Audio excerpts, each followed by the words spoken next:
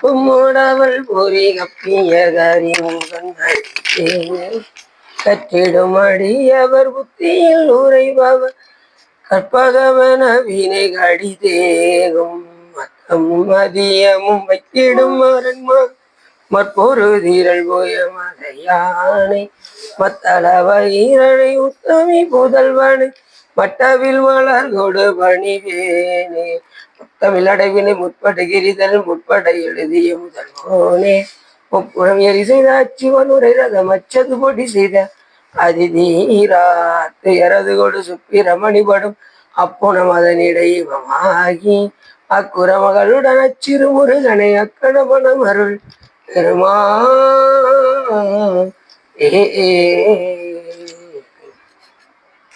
எந்தாயும் எனக்கருள் தந்தையும் நீ சிந்தா குலமானவை தீத்தனை ஆள் கந்தா கதிர்வேலவனே உமையாள் மைந்தா குமரா மறைநாயகனே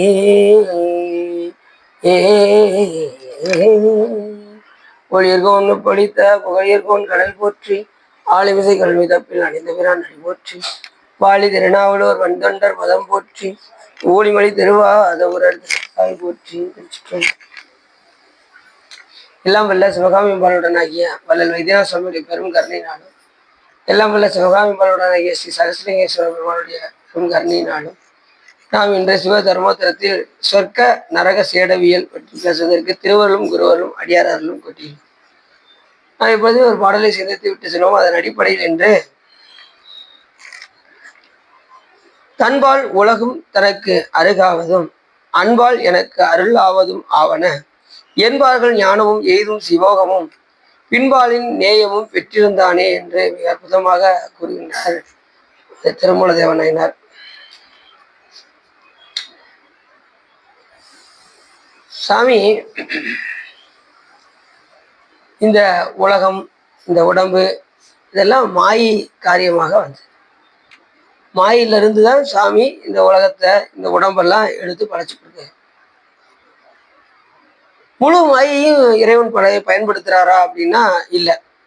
இப்போ மண்ணு நிறைய இருந்தாலும் குயவன் வந்து அவன் பானைக்கு எவ்வளவு தேவையோ அதுக்கு தகுந்த மாதிரி தான் அந்த மண்ணை எடுத்து பயன்படுத்துவான். அதே போல சிவபெருமான் என்ன பண்றாரு, தேவைக்கு தகுந்தவாறு மாயிலிருந்து கொஞ்சம் எடுத்து என்ன செய்யறாரு, இந்த உலகம் நமக்கு இந்த உடம்பு இதெல்லாம் சுவாமி தகுதி.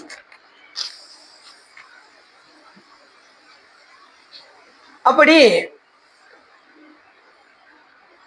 இந்த உலகம் இந்த உடம்பு இதெல்லாம் எதுக்காக நமக்கு தருகின்றார் என்றால், நாமெல்லாம் இதில் இருந்து தெளிவு பெற்று அறிவு விளக்கம் பெற்று நாம் ஞானத்தை அடைந்து பெருமானுடைய திருவடியை அடைய வேண்டும் என்பதுதான் சாமியுடைய நோக்கம்.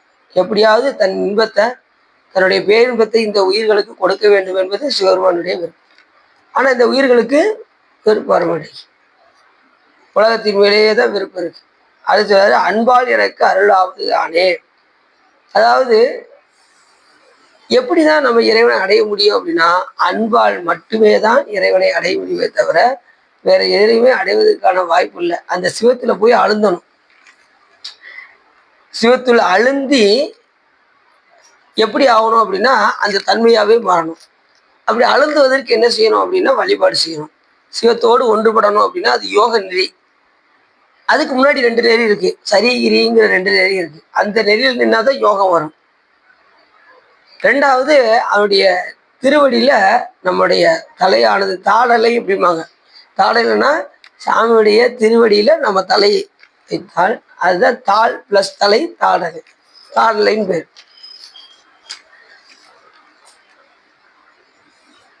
குனித்த புருவமும் கொவ்வை செவ்வாயின் குமின் சிரிப்பும் பனித்த தடையும் பவளம் போல் மேனியில் பால் வெந்நீரும் இணைத்த முடையை எடுத்த பொற்பாதமும். அந்த எடுத்த பொற்பாதம் அப்படி ஒரு நயனர் சாமியுடைய திருவடியே மணிமகுடமாக சூடிக்கொண்டார் கூற்றுவ நயனர். அரசர்கள்லாம் யாரும் வைக்க மாட்டேன்ட்டாங்க. பெருமானையே நினைத்தாரு, சாமியே அவருக்கு சூட்டிட்டு திருவடியே சொல்லிட்டாரு கிரீடமா. இதுக்கு மேல வேற என்ன? அப்படி கூற்றுவ நயனருடைய வரலாறுல பார்த்து அப்படி இப்ப நம்ம அன்பால் அவரை நாம் நோக்கினால் அருள், அவர்கிட்ட இருந்து அருள் எப்படி வரும்? நம்ம அன்பை கொடுத்தா அங்க அவர்கிட்ட இருந்து வருவது அருள். இப்ப அருள்மிகு சகசலிங்கேஸ்வரர் தானே, அன்பு மிகுன்னு போட்டிருக்கா. அப்ப நாம என்ன கொடுக்கணும் அவருக்கு? அன்பு கொடுத்தா அங்க வருவது அருளாக வரும். அம்பாள் எப்படி? அம்பாள் அருள் மிகுவா? அம்பாளுக்கு எப்படி சொல்லுவாங்க? சொல்றாங்க அருள் தரு. சாமி கிட்ட இருந்து வாங்கி நம்ம கிட்ட தர்றதுனால அம்பாளுக்கு அருள் தரு. சாமிக்கு அருள் மிகு, சாமிகிட்ட தான் அருள் முழுவதும். அதை வாங்கி கொடுக்கின்றவள் உமையம்மை சக்தி. அருள் தரு சிவகாமி அம்பாள். சரி, அப்படி சரி. அப்ப அந்த திருவடியை நம்ம அடைவதற்கு என்ன வேணும் அப்படின்னா ஞானம் வேண்டும். அது என்பார்கள் ஞானமும், அந்த ஞானத்தை பெற்றுக்கொண்டுதான் நாம, அதையும் சிவஞானத்தை பெற்றுக்கொண்டுதான் நாம சிவபெருமானோடு நம்ம ஒன்றுபட முடியும். அப்படி என்பார்கள் ஞானமும் எய்தும் சிவோகமும். சிவம்னா சிவமாம் தன்மை பெறுவதற்கு சிவோகம் பாவனை செய்தல். நான் அவனானேன், எதுவுமே நாம் செய்யல, எல்லாம் சிவபெருமான் தான் நமக்குள்ள இருந்து செய்கின்றார் அப்படிங்கிற உணர்வோடு செய்வது. இப்ப சிவபூஜை பண்றவங்களுக்கு நல்லா தெரியும். சிவபூஜை பண்ணும்போது நாம செய்யல, ஒரு தலையில சிறகு பூ வச்சுட்டு நான் அவனானேன் அப்படின்னா சிவம் பாவனை, நான் அவனானேன். இப்ப செய்யறது பூஜை பண்றது யாரு? சரவண பூஜை பண்ணல, பூஜை பண்றது சிவபெருமான். அப்ப நமக்கு நான் எனதுங்கிற செருக்கு வராது. நான் 2 மணி நேரம் பூஜை பண்ணேங்க, நான் 5 மணி நேரம் பூஜை பண்ணேன்னு சொல்ல முடியாது. அப்ப பண்ணது யாரு? சாமி. அதனால நம்ம அப்படி சொல்லக்கூடாது. நான் பூஜை பண்ணேன், 2 மணி நேரம் பூஜை பண்ணேன்னு சொல்லக்கூடாது. பெருமான் திருவருளால ஏதோ பண்ணியிருக்கு அப்படின்னு சொல்லிட்டு முடிச்சோம். ஏன்னா பெருமான் திருவருள் தான், எல்லாமே சிவபெருமானுடைய திருவருளாகத்தான் இருக்க வேண்டுமே தவிர நம்மளால ஆகக்கூடிய காரியம் ஒன்றுமே இல்லைங்கிற உணர்வோடையே தான் இந்த உலகத்துல நம்ம வாழணும். சாதாரண தண்ணி குடிச்சா கூட எப்படி குடிக்கணும்? அப்படியே சிவபெருமானுக்கு அபிஷேகம் பண்ற மாதிரி நினைக்கணும். அதாவது மெடிடேஷன். எல்லா இதுலையுமே சாமியை நினைக்கிறது. தண்ணி குடிக்கும் போது சாமிக்கு அபிஷேகம் வர மாதிரி நினைக்கிறது, உணவுக்கு சாப்பிடும்போது சாமிக்கு நைவேத்தியமாக போகிற மாதிரி நினைக்கிறது, அப்புறம் சும்மா இருந்தால் கூட சிவத்தை பற்றி சிந்திப்பது, 4 பேர் கூட பேசும்போது சிவபெருமானை பற்றி மட்டுமே பேசுவது, ஊர் கதைகளை பேசாமல் இருப்பது, என்ன முக்கியமாக பக்கத்து வீட்டுக்காரரை பற்றி குறை கூறாமல் இருப்பது, அதுதான் ரொம்ப சரி. அப்படி என்பார்கள் ஞானம். இதை அப்போஸ்தலர் சொல்றாரு, ஞானத்தால் தொழுவார்கள் சிலர் ஞானிகள், ஞானத்தால் தொழுகிறேன் நானிலே, ஞானத்தால் தொழுவார்கள் தொலைக்கண்டு, ஞானத்தால் நானும் தொழுகிறேனே. ஞான நிலையை அடைய வேண்டும் என்றால் ஞானிகள் எல்லாம் சிவபாவனை செய்து இறைவனுடைய திருவடியை அடைவார்கள். அப்படி அந்த ஞானத்தை பெற்றுக்கொண்டு நாம் என்ன செய்யணும்? சிவபாவனை செய்து சிவத்தோடு அழுந்தி நாம் சிவமாம் தன்மை பெற வேண்டும். சிவமாகுமா இந்த உயிர்? இப்ப எல்லாம் வந்துருச்சு, உங்களுக்கு ஞானம் வந்துருச்சு, கை கூடிருச்சு, நீங்க சிவபெருமான்கிட்ட ஒன்றாயிட்டீங்க. உங்களுக்கு அப்ப எப்படி இருக்கும்? சிவமாயிருவீங்களா நீங்க? அங்க சிவமா தன்மை பெற்றாச்சு, எனக்கு கூட உங்களுக்கு பதிஞ்சிருச்சு. ஆனா உங்களுக்கு என்ன இருக்கும்? அப்பயும் நீங்க அடிமைதான், மறந்துடக்கூடாது. அப்பயும் சிவபெருமானுக்கு நாம் அடிமை. முக்தி நெறி அறியாத மூர்க்கரோடு முயல்வேனை பக்தி நெறி அறிவித்து பலவினைகள் பாரும் வண்ணம் சித்தமலம் அறிவித்து சிவமாக்கி இணையாண்ட. சிவமாக்கி இணையாண்டனா அப்ப சிவமாக்கியாச்சுன்னா அப்ப என்ன இருக்கு? அப்ப நம்மளும் சிவபெருமான் ஆயிடுவோம்ல அப்படின்லாம் கிடையாது. சிவமாம் தன்மை பெறுவோமே தவிர சிவமாக ஆகவே முடியாது. எப்பயுமே சிவபெருமான் கடவுள், நாம உயிர்கள் எல்லாம் நாம அவருக்கு அடிமை. இந்த உலகம் எல்லாம் இறைவனுக்கு உடைமை, இந்த உயிர்கள் எல்லாம் இறைவனுக்கு அடிமை. புரிஞ்சுச்சா? இந்த உலகம் அவருக்கு உடைமை, இந்த உயிர்கள் எல்லாம் அவருக்கு அடிமை. அந்த திறத்தோடய இருக்கும். எப்பயுமே அவனுக்கு அடிமை அடிமை அப்படிங்கிற நெஞ்சில பதிச்சு வச்சிடணும். சிவபெருமானுக்கு நம்ம முழு முதல் அடிமை அப்படிங்கிறத தெளிவா இருக்கணும். அவன் ஒருவனே முழு முதல் பொருள்ங்கிறதுலேயே தெளிவா இருக்கணும். வேற எதுலையுமே நம்மளுடைய நாட்டம் போகக்கூடாது. அப்படி சொல்றாரு, பின்பாலின் நேயமும் பெற்றிருந்தானே. அப்படி சிவபாவனை செய்தால் நாம் என்ன செஞ்சிடலாம்? இறைவன் மேல் நேயம் வைத்திருந்தால் நாம் என்ன பண்ணிடலாம்? அவனுடைய தன்மையை அடைந்து சிவபாவனை செய்து சிவமாம் தன்மையோடு இருக்கலாம் அப்படின்னு சொல்றாரு. அப்ப அதுக்கு அடிப்படை என்ன ஒண்ணுன்னா சிவஞானம் வேற வேண்டும். இறைவனை அடைவதற்கு என்ன ஞானம் வேணும்? சிவஞானம் வரணும். சிவஞானம் யாரு? அம்பாள். சிவம் வந்து சாமி.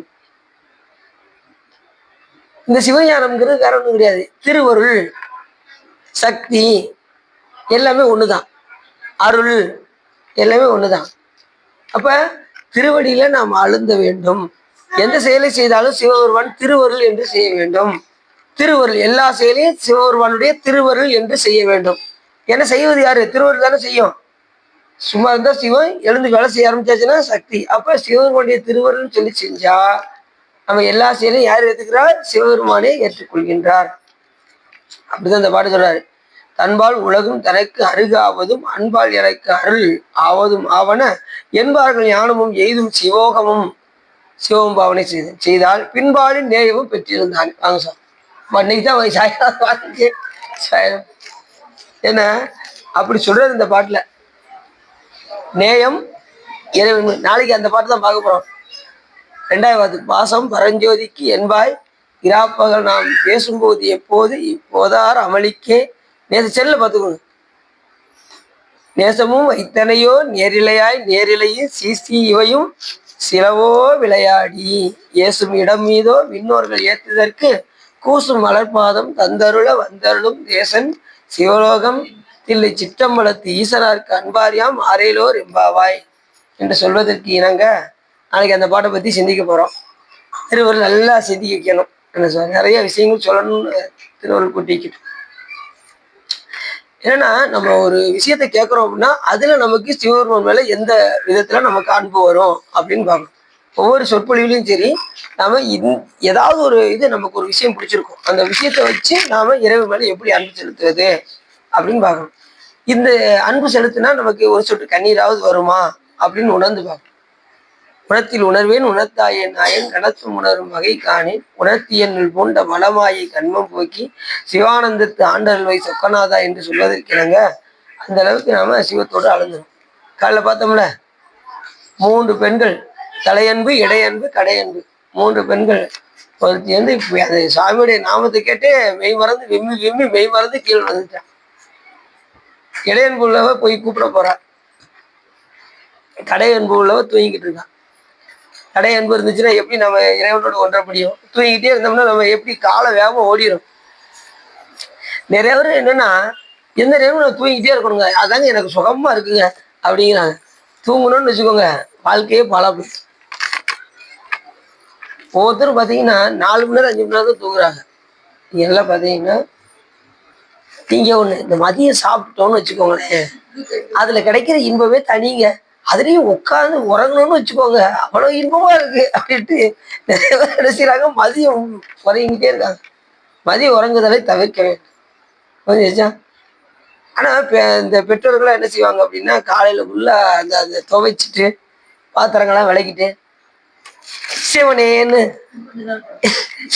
என்ன செய்வாங்க. அப்ப கூட யாரும் சொல்லுவாங்க சிவனேன்னு சிவபெருமானை தான் கூப்பிடுவாங்க. யாரை கூப்பிடுவாங்க? சிவபெருமானை தானே கூப்பிடுவாங்க.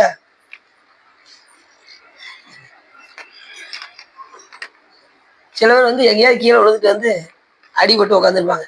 பேசாம செவனேன்னு கிடக்க வேண்டியதுதானே, உனக்கு யாருக்கு போய் விழுந்துட்டு வந்து இப்படி உட்காரச்சுட்டா அப்படிம்பாங்க. இங்க கூப்பிட்டாலும் சிவபெருமானை தான் கூப்பிட்டாகும். அவர் தான் வந்து நமக்கு மருத்துவம் பார்த்தாகணும். ஏன்னா அவரே யாரு? மருத்துவன். அவர் யாரு? வைத்தியநாதன். எந்த வைத்தியநாதன்? இந்த உடல் நோய் மட்டுமல்லாமல் உயிருக்கு இருக்கக்கூடிய நோயாக வழங்கக்கூடிய ஆணவமலத்தையே நீக்கக்கூடிய வைத்தியநாதன். சாமிகிட்ட எல்லாம் போயாச்சுன்னா சாமிகிட்ட போய் நீங்க அதை எதுன்னு கேட்கக்கூடாது. ஏன்னா சாமிக்கு தெரியாதா?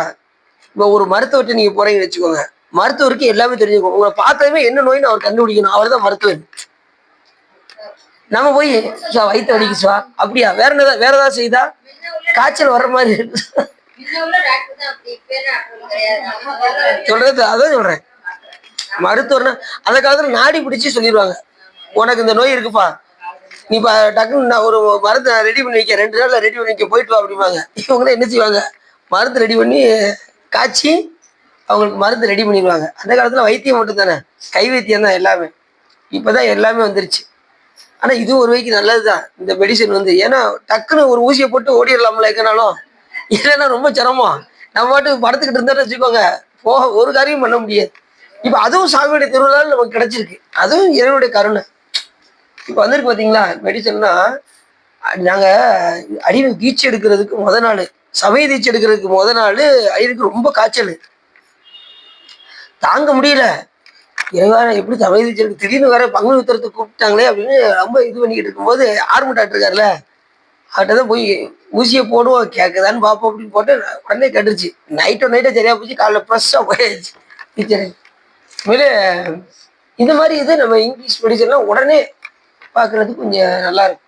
பார்த்துட்டு அதுக்கப்புறம் நம்ம கைப்பக்குவத்துக்கு வந்துடணும். அந்த நேரத்தில் பார்த்துட்டு அடுத்து கைப்பக்குவத்துக்கு ஒரு அவசர சிகிச்சைக்கு நம்ம போய்க்கணும். சில பேர் வீட்டில் போய் பார்த்துருக்கீங்களா, காய்ச்சல் அடிச்சுன்னா அதுக்கு ஒரு கஷாயம் வச்சுருப்பாங்க, தலைவலினா அதுக்கு ஒரு கஷாயம் வச்சுருப்பாங்க, ஒவ்வொரு இதுக்கும் ஒவ்வொரு மெடிசன் வச்சுருப்பாங்க. வீட்டுக்குள்ளே வேற வெளியிலே போக வேண்டாம், வீட்டுக்குள்ளே எல்லாம் தயார் பண்ணி ரெடியாக பொடியாக இருக்கும். ஒவ்வொரு இடத்துக்கு ஒரு பொடியும் தயாராக இருக்கும். மெடிசன் இல்லையா சார்? மெடிசன் இல்லையா? சரி சரி சரி, எல்லாம் செக் பண்ணி வச்சுப்பாங்க உங்களுக்கு. நான் முதல்ல 6:20க்கு நான் போயிடுவேன், 6:25க்கு நீ வந்துடு. சரிங்க சார், வேலை வச்சாச்சு, சும்மா விளையாடுச்சு. சரி, இப்ப மருத்துவர்கிட்ட போய் டாக்டர் ஒரு அனாசின் ரெண்டு எழுதுங்க, அவர் எழுதுவாரு. டாக்டர் ஒரு மெட்டாசின் ஒரு மூளை போடுங்க, அவங்க கொடுப்பாரு. இவரு வாங்கிட்டு போய் மாத்திரை கடையில் போய் மாத்திரை வாங்கிட்டு அவன் சாப்பிடுவான். வயிறு வலி தாக்கம், டாக்டர் ஓடி வருவான். டாக்டர் என்ன டாக்டர் நீங்க மாத்திரை கொடுத்தீங்க, வயிறு வலி தாங்க முடியல டாக்டர், நான் தலைவலிக்கும் இதுக்குதான் டாக்டர் மாத்திரை எடுத்து சொன்னேன். ஆமாப்பா நீ தானே மாத்திரை சொன்ன, நானா மாத்திரை சொன்னேன், சொன்னது நீ சொன்னதை நான் எழுதி கையில கொடுத்துட்டேன். மருத்துவர்கிட்ட போய் நீங்க என்ன சொல்லணும், மருந்தை நீங்க சொல்லக்கூடாது, அவர் சொல்லுவாரு. அது கூட சாமி கிட்ட வந்தா சாமிக்கு தெரியும் என்ன கொடுக்கணும், நீங்க போய் சொல்லக்கூடாது. எனக்கு அதை கூட இதை கூட நீங்க சொல்ல வேண்டிய அவசியம் இல்லை. புரியுதா உங்களுக்கு? புரியுதா சார்? வந்தாலே அவருக்கு எல்லாமே மருத்துவர் தெரியும்.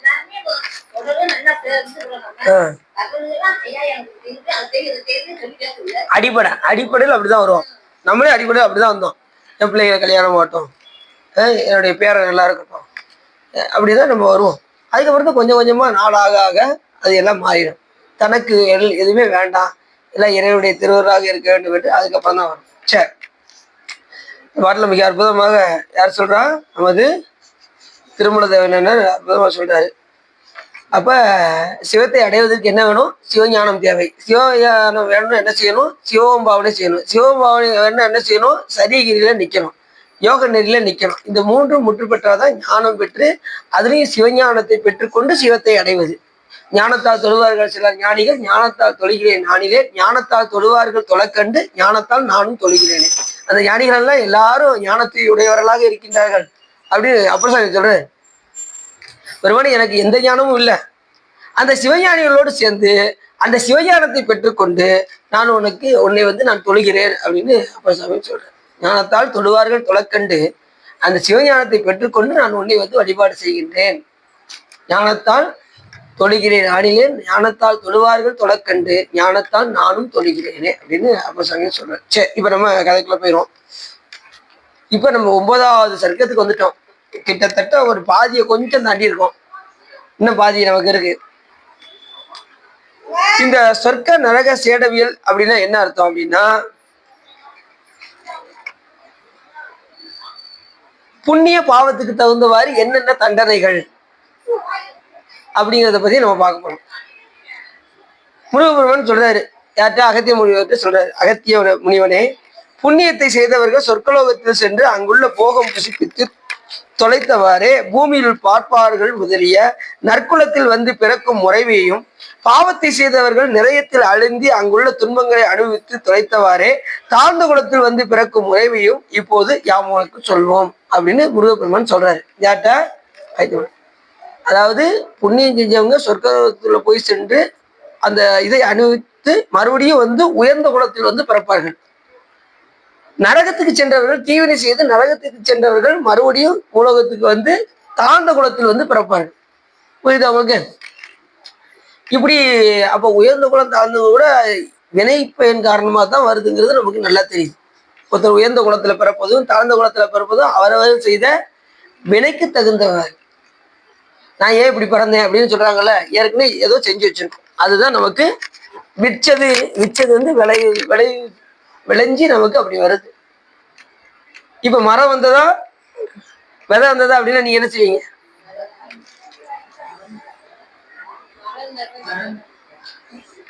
விதையில இருந்து மரம் வர்றதா? விதையில இருந்தா மரம் வர்றது. சரி.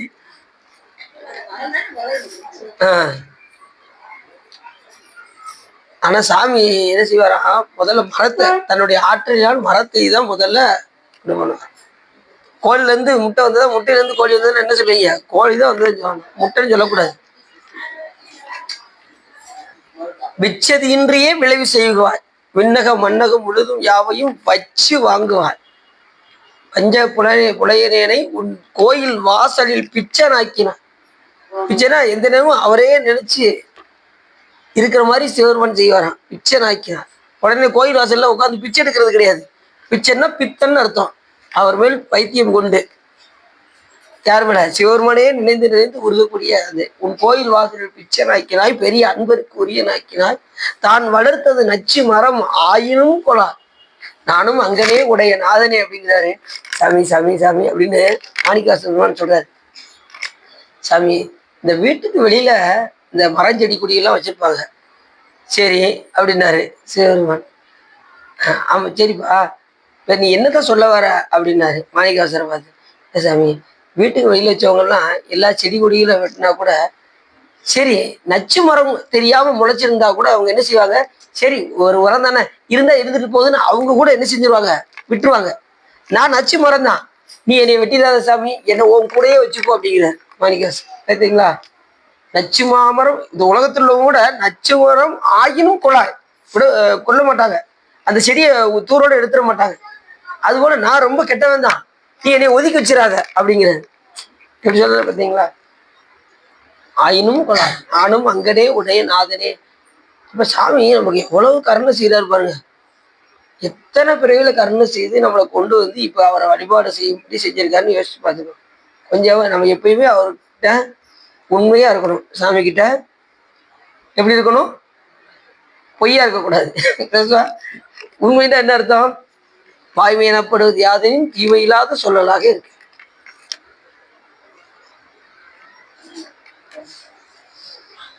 அப்ப சொர்க்கத்தை அடைந்தவர்கள் மறுபடியும் பிறவிக்கு வந்து உயர்ந்த குலத்திலும், நரகத்துக்கு சென்றவர்கள் மறுபடியும் பூலோகத்தில் வந்து எங்க பிறப்பாங்க? தாழ்ந்த குலத்திலும் பிறப்பார்கள்.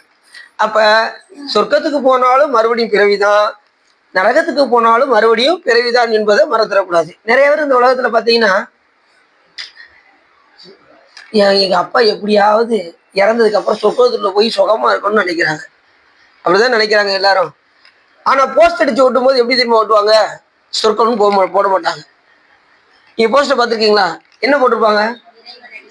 இறைவனடி சேர்ந்தான்னு போடுவாங்க, இல்லைன்னா சிவனடி சேர்ந்தான்னு போடுவாங்க, இல்ல சிவலோக பதவி அடைந்தான்னு போடுவாங்க. பார்த்துருக்கீங்களா?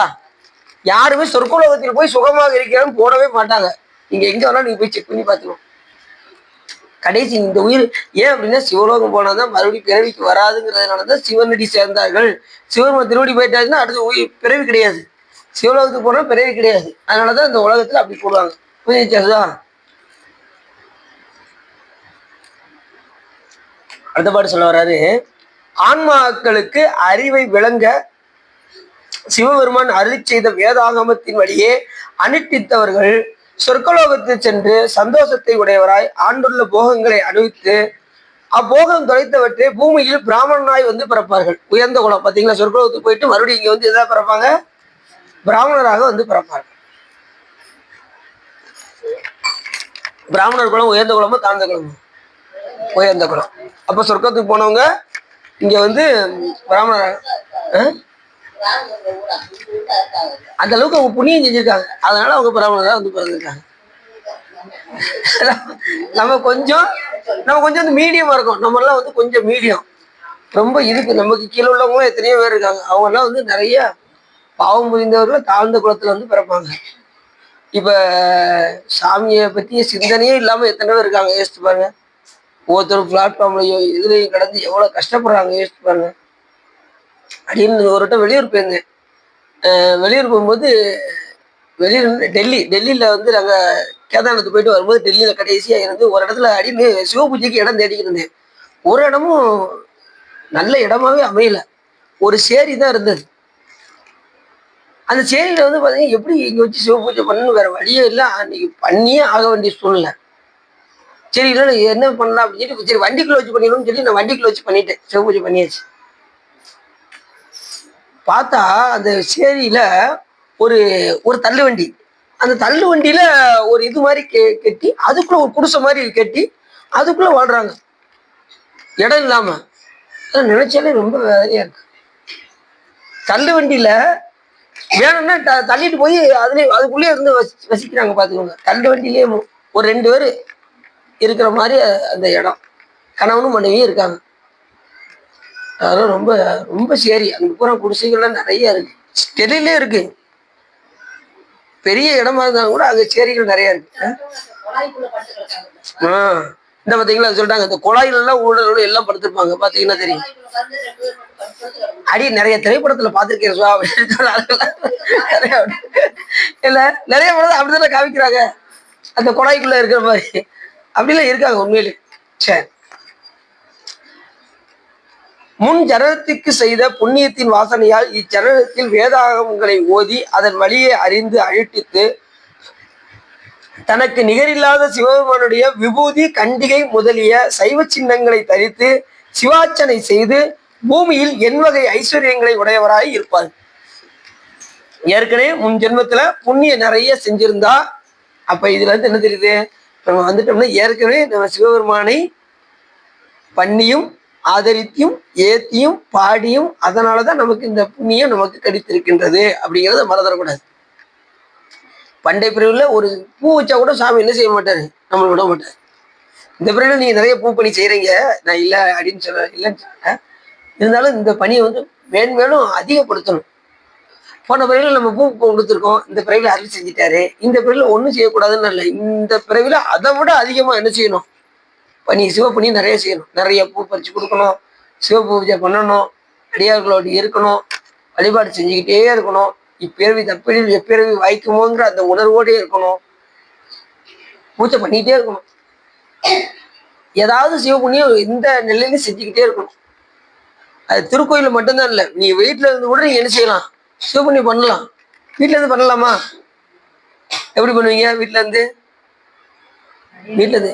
சாமியை நினைச்சாலே சிவபுண்ணியம். திருமுறைகள் பாடுறா சிவபுண்ணியம். அதுல நம்ம அடியாரெல்லாம் உண்மையிலே யாரும் அடிச்சுக்கவே முடியாது. ஏன்னா எல்லாருமே காலையில் 5 மணிக்கு எதிர்த்து எல்லாம் கான்ஃபரன்ஸ் கார்டில் ஏகப்பட்ட பேர் பாடுறாங்க சிறப்பு. மதியம் 12 மணிக்கு எல்லாம் திருமுறைகள் பாடுறாங்க. அப்புறம் இரவு 10 மணிக்கு எல்லாம் பாடுறாங்க. உண்மையிலே ஒரு நல்ல ஒரு ஆப்ஷன். செல்போனை ஒவ்வொருத்தங்க எதுக்கோ பயன்படுத்துறாங்க. நம்ம அடியார்கள்லாம் அழகா பாட்டு பாடுறதுக்கு பயன்படுத்துறாங்க. ரொம்ப சந்தோஷம். திருமுறைகள் பாடல் என்ன பாடல்? திருமுறைகள் பாடல். வேற பாட்டுக்கு போயிடக்கூடாது. திருமுறை பாடல் சிறப்பு. சரி, அப்ப வேதாகமங்களை ஓதியதன் வழியை அறிந்து அனுட்டித்து தனக்கு நேரில்லாத சிவபெருமானுடைய விபூதி கண்டிகை இது அணிகிறது வந்து சாதாரண அணிய முடியாது. எது விபூதியும் கண்டிகையும் சாதாரண அணிய முடியாது. ஏற்கனவே பண்டைய பிறகுல சிவபுண்ணியம் பண்ணியிருந்தா தான் வரும்.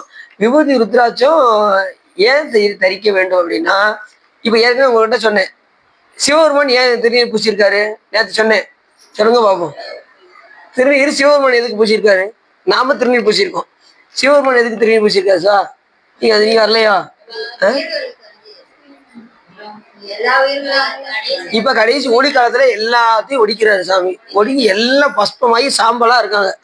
அப்ப இந்த என்னன்னா, இந்த உலகத்துல எந்த ஒரு பொருளும் ஒன்றை சார்ந்தே அமையும். இந்த மேஜை எதை சார்ந்து அமையுது? தரையை சார்ந்து அமையும். நீங்க யாரை சார்ந்து அமைகிறீங்க? உங்க அம்மா அப்பாவை சார்ந்து அமைகிறீங்க. இப்ப ஒரு பெண்ணை கட்டி கொடுத்தாச்சு, அந்த பெண்ணு யாரை சார்ந்திருப்பாங்க? அந்த கணவனை சார்ந்து இருப்பாங்க. இப்படி இந்த உலகத்துல ஏதாவது ஒரு பொருளை பற்றி கொண்டுதான் இங்கே வாழ முடியும். ஒன்றை சார்ந்துதான் ஒன்று அமையும். அதே போல எல்லா உயிர்களையும் ஒடுக்கினதுக்கு அப்புறம் எல்லா சாம்பலானதும் உடனே அந்த சாம்பல் ஆகி அந்த எல்லா துகளும் போய் சாமிகிட்ட போய் கெட்டதான். பெருமானே நாங்கள் யாரை சார்ந்து அமைய அப்படின்னு கேட்கும்போது சிவபெருமன் என்னை சார்ந்து அமையுங்கள் என்று சிவபெருமன் திருநீர் பூசிட்டார். புரிஞ்சுச்சா? அதனாலதான் சிவபெருமன் திருநீர் பூசிட்டார். ரெண்டாவது அந்த ஸ்ரீகண்ட பரமேஸ்வரராக இருக்கக்கூடிய புலித்தோல் அணிந்து நாக அணிஞ்சிருக்காரு பாருங்க. அந்த பதத்துல அவர் இருக்கும்போதே அவர் உடம்புல இருந்து ஒரு விபூதி பூக்குமா. அது வந்து அனாதி விபூதி, ஆதி விபூதின்னு பேரு. சிவபெருமான் அணியக்கூடிய விபூதி வந்து அனாதி விபூதி. அந்த உடம்புல இருந்து பூக்கக்கூடிய விபூதிக்கு அனாதி விபூதி. இப்ப தேவர்கள்லாம் திருநீர் பூசுவாங்களா? தேவர்கள் திருநீர் பூசுவாங்க. அவங்க பூசக்கூடிய விபூதி இந்த கோமகுண்டல இருக்கு பார்த்தீங்களா, அதுல இருந்து இருக்கக்கூடிய இதைத்தான் எடுத்து அவங்க பூசுவாங்க தேவர்கள். நாம எடுத்து பூசக்கூடிய விபூதி என்ன விபூதி? பசுஞ்சான விபூதி. அந்த பசுஞ்சான விபூதியும் எல்லா நாளும் எடுக்கக்கூடாது. புண்ணிய காலத்துல மட்டும்தான் எடுத்து அந்த பசுஞ்சானத்தை எடுத்து வெயிலில் உலர்த்தி அதுக்கப்புறம் வேக வைத்து அதுக்கப்புறம் தேய்த்து அதுக்கப்புறம் அதை விபூதியாக ஆக்க வேண்டும். அமாவாசை, பௌர்ணமி, அஷ்டமி போன்ற புண்ணிய காலங்கள்ல மட்டும்தான் சாணத்தை எடுக்கணும். மற்றனா எந்த எல்லாருனாலும் போடுற சாணத்தை எடுக்கக்கூடாது பசுல இருந்து. அது சில கணக்குகள்லாம் இருக்கு. இப்பெல்லாம் எதுக்கு எடுத்தாலும் கடைகள்லாம் போய் வாங்கிட்டேன்னு வச்சுக்கோங்க, எதுல தயாரிக்காங்கன்னே தெரியல. எல்லாம் திருநீர் அன்னைக்கு தெரியாம ஒரு இடத்துல கடையில வாங்கிட்டேன். அவசரத்துக்கு திருநீர் இல்லை, கடையில வாங்கினோம்னா அப்படியே மாவா இருக்கு. உண்மையிலே மாவுலாம் செய்வாங்களான்னு யோசிக்க வேண்டியிருக்கு. சரி இருக்கட்டும். அதனாலதான் எப்பயுமே நம்ம திருநீரை வாங்கி வச்சுக்கணும் வீட்டுல. நம்ம அடியார்கள் செய்யறத நம்ம திருநீட்டு படத்துல இருக்க பார்த்தீங்கன்னா திருநீட்டு படத்தை வாங்கிக்கணும். அது மாதிரி அடியார்கள் எங்கெங்க செய்யறாங்களோ அங்க வாங்கி நம்ம வைத்துக் கொள்ள வேண்டும். விபூதி ரொம்ப முக்கியமானது. ருத்ராட்சம் ரொம்ப முக்கியமானது. ருத்ராட்சம்னா என்ன அர்த்தம்? ருத்ரருடைய கண்களிலிருந்து வந்து சாமி எல்லா தேவரும் துன்பப்படுறாங்களே அப்படின்னு சொல்லி சிவபெருமான் கண்ணில இருந்து கண்ணீர் வந்துதான். இந்த சூரபத்மனுக்கு எல்லாரும் 108 யுகம் கஷ்டப்பட்டாங்கல்ல தேவர்கள்லாம், அப்ப சிவபெருமான் கண்ணில இருந்து கண்ணீர் வந்துச்சான். ஏன்னா வரம் வாங்கியிருக்காங்களா, அவங்க கஷ்டப்பட்டுதான் ஆகணும். சூரபத்மன்ட்ட அவருக்கும் சாமி வரம் கொடுத்துருக்காரு, இவங்களும் சிவன் நிந்தனை பண்ணிட்டாங்க, அதை அனுபவிச்சுதான் ஆகணும், வேற வழி கிடையாது. அதனால சிவபெருமான் கண்ணில இருந்து கண்ணீர் வந்துதான். அதுதான் நமக்கு ருத்ராட்சம். அச்சம்னா கண். ருத்ரன்னா ருத்ரர்கிட்ட இருந்து அச்சமாகிய கண்ணில் இருந்து வந்தது இந்த உருத்ராக். கொஞ்சம் மணி அக்கு அணியும் அரண் நஞ்சும் வஞ்சி மருகி விண்ணோர் பணிய கருணை தரும் பரன் தில்லை அந்நாள் திறத்து துணிய கருதுவது இன்றே துணி துறைவா நிறைவொன் அணிய கருதுகின்றார் பலர் மேன்மேல் அயலவரே அப்படின்னு மாணிக்கவாசக பெருமான் சொல்றாரு திருக்கோவையார்ல. சிவருமணி ருத்ராட்சத்தை அணிகிறான்ங்கிறாரு. இப்ப நம்ம விபூதி தானே சொன்னோம், ருத்ராட்சத்தை சுவாமி அணிஞ்சிருக்காராம். மணி அக்கு அணியும் அரண். அரண்னா யாரு? சிவபெருமான். அவரே என்ன அணிஞ்சிருக்காராம்? ருத்ராட்சத்தை அணிஞ்சிருக்காரு. கண்டிகை அப்படின்னாலும் ருத்ராட்சம் அப்படின்னாலும் சாதனம் அப்படின்னாலும் எல்லாமே ஒண்ணுதான்.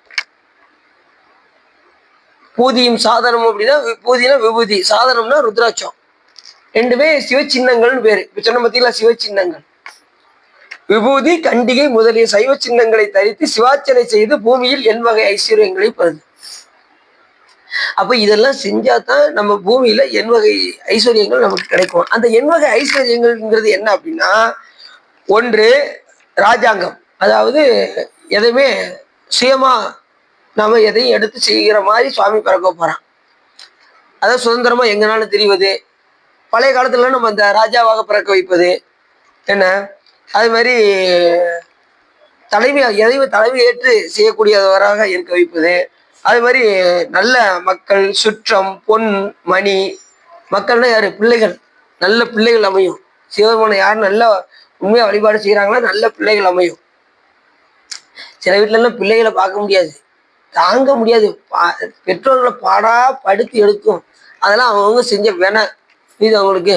சில வீட்டுல எல்லாம் பிள்ளைகள் வந்து பிள்ளைகளாவே இருக்காது, பெற்றோர் எங்கேயாவது ஓடிடுமா அப்படிங்கிற மாதிரி இருக்கும்.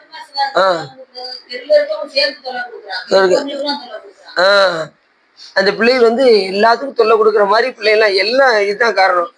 அப்ப சிவபெருமான வழிபாடு செஞ்சா நல்ல மக்கள் பேரு கிடைக்கும். அது மாதிரி சுற்றம், நல்ல சுற்றங்கள் அமையும். எல்லாருமே நல்லவரா இருப்பாங்க சுற்றத்தார்கள்லாம். இல்லைன்னு வச்சுக்கோங்க, சுற்றத்தாரே என்ன செஞ்சிருவாங்க, கரிஞ்சி கொட்டி அவங்க வாழவே விடாம ஆக்கிடுவாங்க சுற்றத்தார்கள்லாம். ஒருத்தங்க நல்லா வாழ்ந்துட்டா போதும், சுற்றத்தார்களுக்கு பிடிக்காது. சில வந்து நோட் பண்ணுவாங்க, இவன் வீட்டுல என்னென்ன வச்சிருக்கான் அப்படின்னு சொல்லி நைஸா சித்தி சொல்லுங்க சித்தி அப்படின்ட்டு உள்ள வருவாங்க. ஏதாவது உள்ள விஷயம் இருக்கா இல்லையா அப்படின்னு நோட் பண்றது. ஆமா போன வருஷம் கூட ஒரு 2-3 போட்டிருந்தீங்க, இப்ப ஒன்னும் காணோம், நீங்க ஒண்ணு கல்யாணத்துக்கு போனா மட்டும் 2 பவுன் போடுறது, இன்னும் ஒரு 5 பவுன் வாங்கலாம்னு நினைச்சுக்கிட்டு இருக்கோம். ஒரு சீட்டை கீட்ட போட்டோம், அதை வாங்கி 5 பவுன் போடலாம்னு நினைக்கிறக்கா அப்படின்னு சொல்லிட்டாங்கன்னு வச்சுக்கோங்க, இவங்களுக்கு வயிறு எரிய ஆரம்பிச்சிடும். நான் 2 பவுன் கூட இழந்திருப்பான்னு பார்த்தா இன்னும் 5 பவுன் வேற எடுக்கணுங்க. கழுத்துல ஒண்ணும் இல்லையேன்னு கேட்டா இவன் இன்னும் 5 பவுனா போயிட்டு வரேக்கா அப்படின்னு வெளியில போய் ஒரு வழி அதுல அவங்களுக்கு என்ன ஆயிரும், பார்க்க முடியாத சொல்ல வந்துடும். இப்படி சொல்லி இப்படி எல்லாம் எல்லாம் சுற்றத்தார்களே போதும் நம்மளை கவுக்கிறதுக்கு, வேற யாரும் வேண்டாம். எதிரிகள் வேற எங்கேயும் கிடையாது, நம்ம சுற்றத்தார்களே எதிரிகள் நமக்கு. சுற்றத்தாரை விட நீங்க ஒண்ணு, சுற்றத்தால் நீங்க எங்கேயும் போன, எங்க வீட்டு பக்கத்துல சரி. இப்படி எல்லாம் வந்து இதெல்லாம் எல்லாமே வினைதான். நல்லா தெரிஞ்சுக்கணும், நமக்கு அமையக்கூடிய பிள்ளைகள் எல்லாருமே வினைதான். அது மாதிரி மனைவி, அன்னைக்கு சொன்னேன் நம்ம வீட்டுல 3 யமன்கள் இருக்காங்க. யாரு தெரியுமா? சொத்துக்கு சொந்தம் கொண்டாடுற அண்ணன், தம்பி, மனைவி, 3 பேரும் வீட்டு பக்கத்துல ஒருத்தங்க இருக்காங்க. என்ன, அவரு முதல்ல ஒரு கல்யாணம் முடிச்சிருந்தாரு, டைவர்ஸ் ஆயிடுச்சு. 2வது ஒரு கல்யாணம் முடிச்சிருந்தாரு, சொத்து பத்து நிறைய இருக்கு.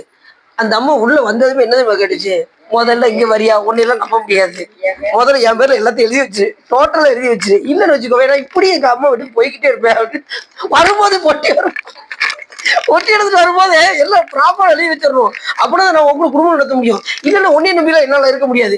ஏற்கனவே ஒரு ஆளை நீ கழட்டி விட்டு என்னை வந்து கல்யாணம் முடிச்சிருக்க, இன்னும் அப்படின்னு அந்த அம்மா ரொம்ப ப்ராப்பரா வந்து எழுதி வாங்கிட்டு குடும்பம் நடத்திக்கிட்டு இருக்காங்க வீட்டு பக்கத்துல. சரி, இப்படி எல்லாம் இருக்கு. சரி சரி, நம்ம கொஞ்சம் சீரியஸா போயிடுவோம். அப்ப இதெல்லாம் நல்ல சுற்றத்தார்கள்லாம் அமைகிறது இறைவன் கொடுத்த வரம். நல்ல மனைவி அமைவது இறைவன் கொடுத்த வரம்.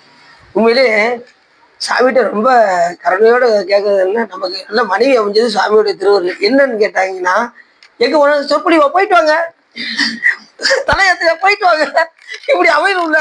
இல்லைன்னா என்னையா போன மாசம் தானே ஒரு ஊருக்கு போனேன், மறுபடியும் என்னையா ஊருக்கு போய்கிட்டே இருக்கையா சொல்லுவாங்களா சொல்ல மாட்டாங்களா? எந்த நேரம் ஊருக்கு போய்கிட்டு இருந்தேன்னு வச்சுக்கோங்க, வீட்டுல என்ன நினைப்பாங்க, என்ன சொல்லுவாங்க சொல்லுங்க பாப்போம். பேசாம உனக்கு வந்து வீடு, இங்க வீடு கிடையாதுயா, நீ பேசாம நீ எங்கேயாவது போயிரு அப்படிம்பாங்க.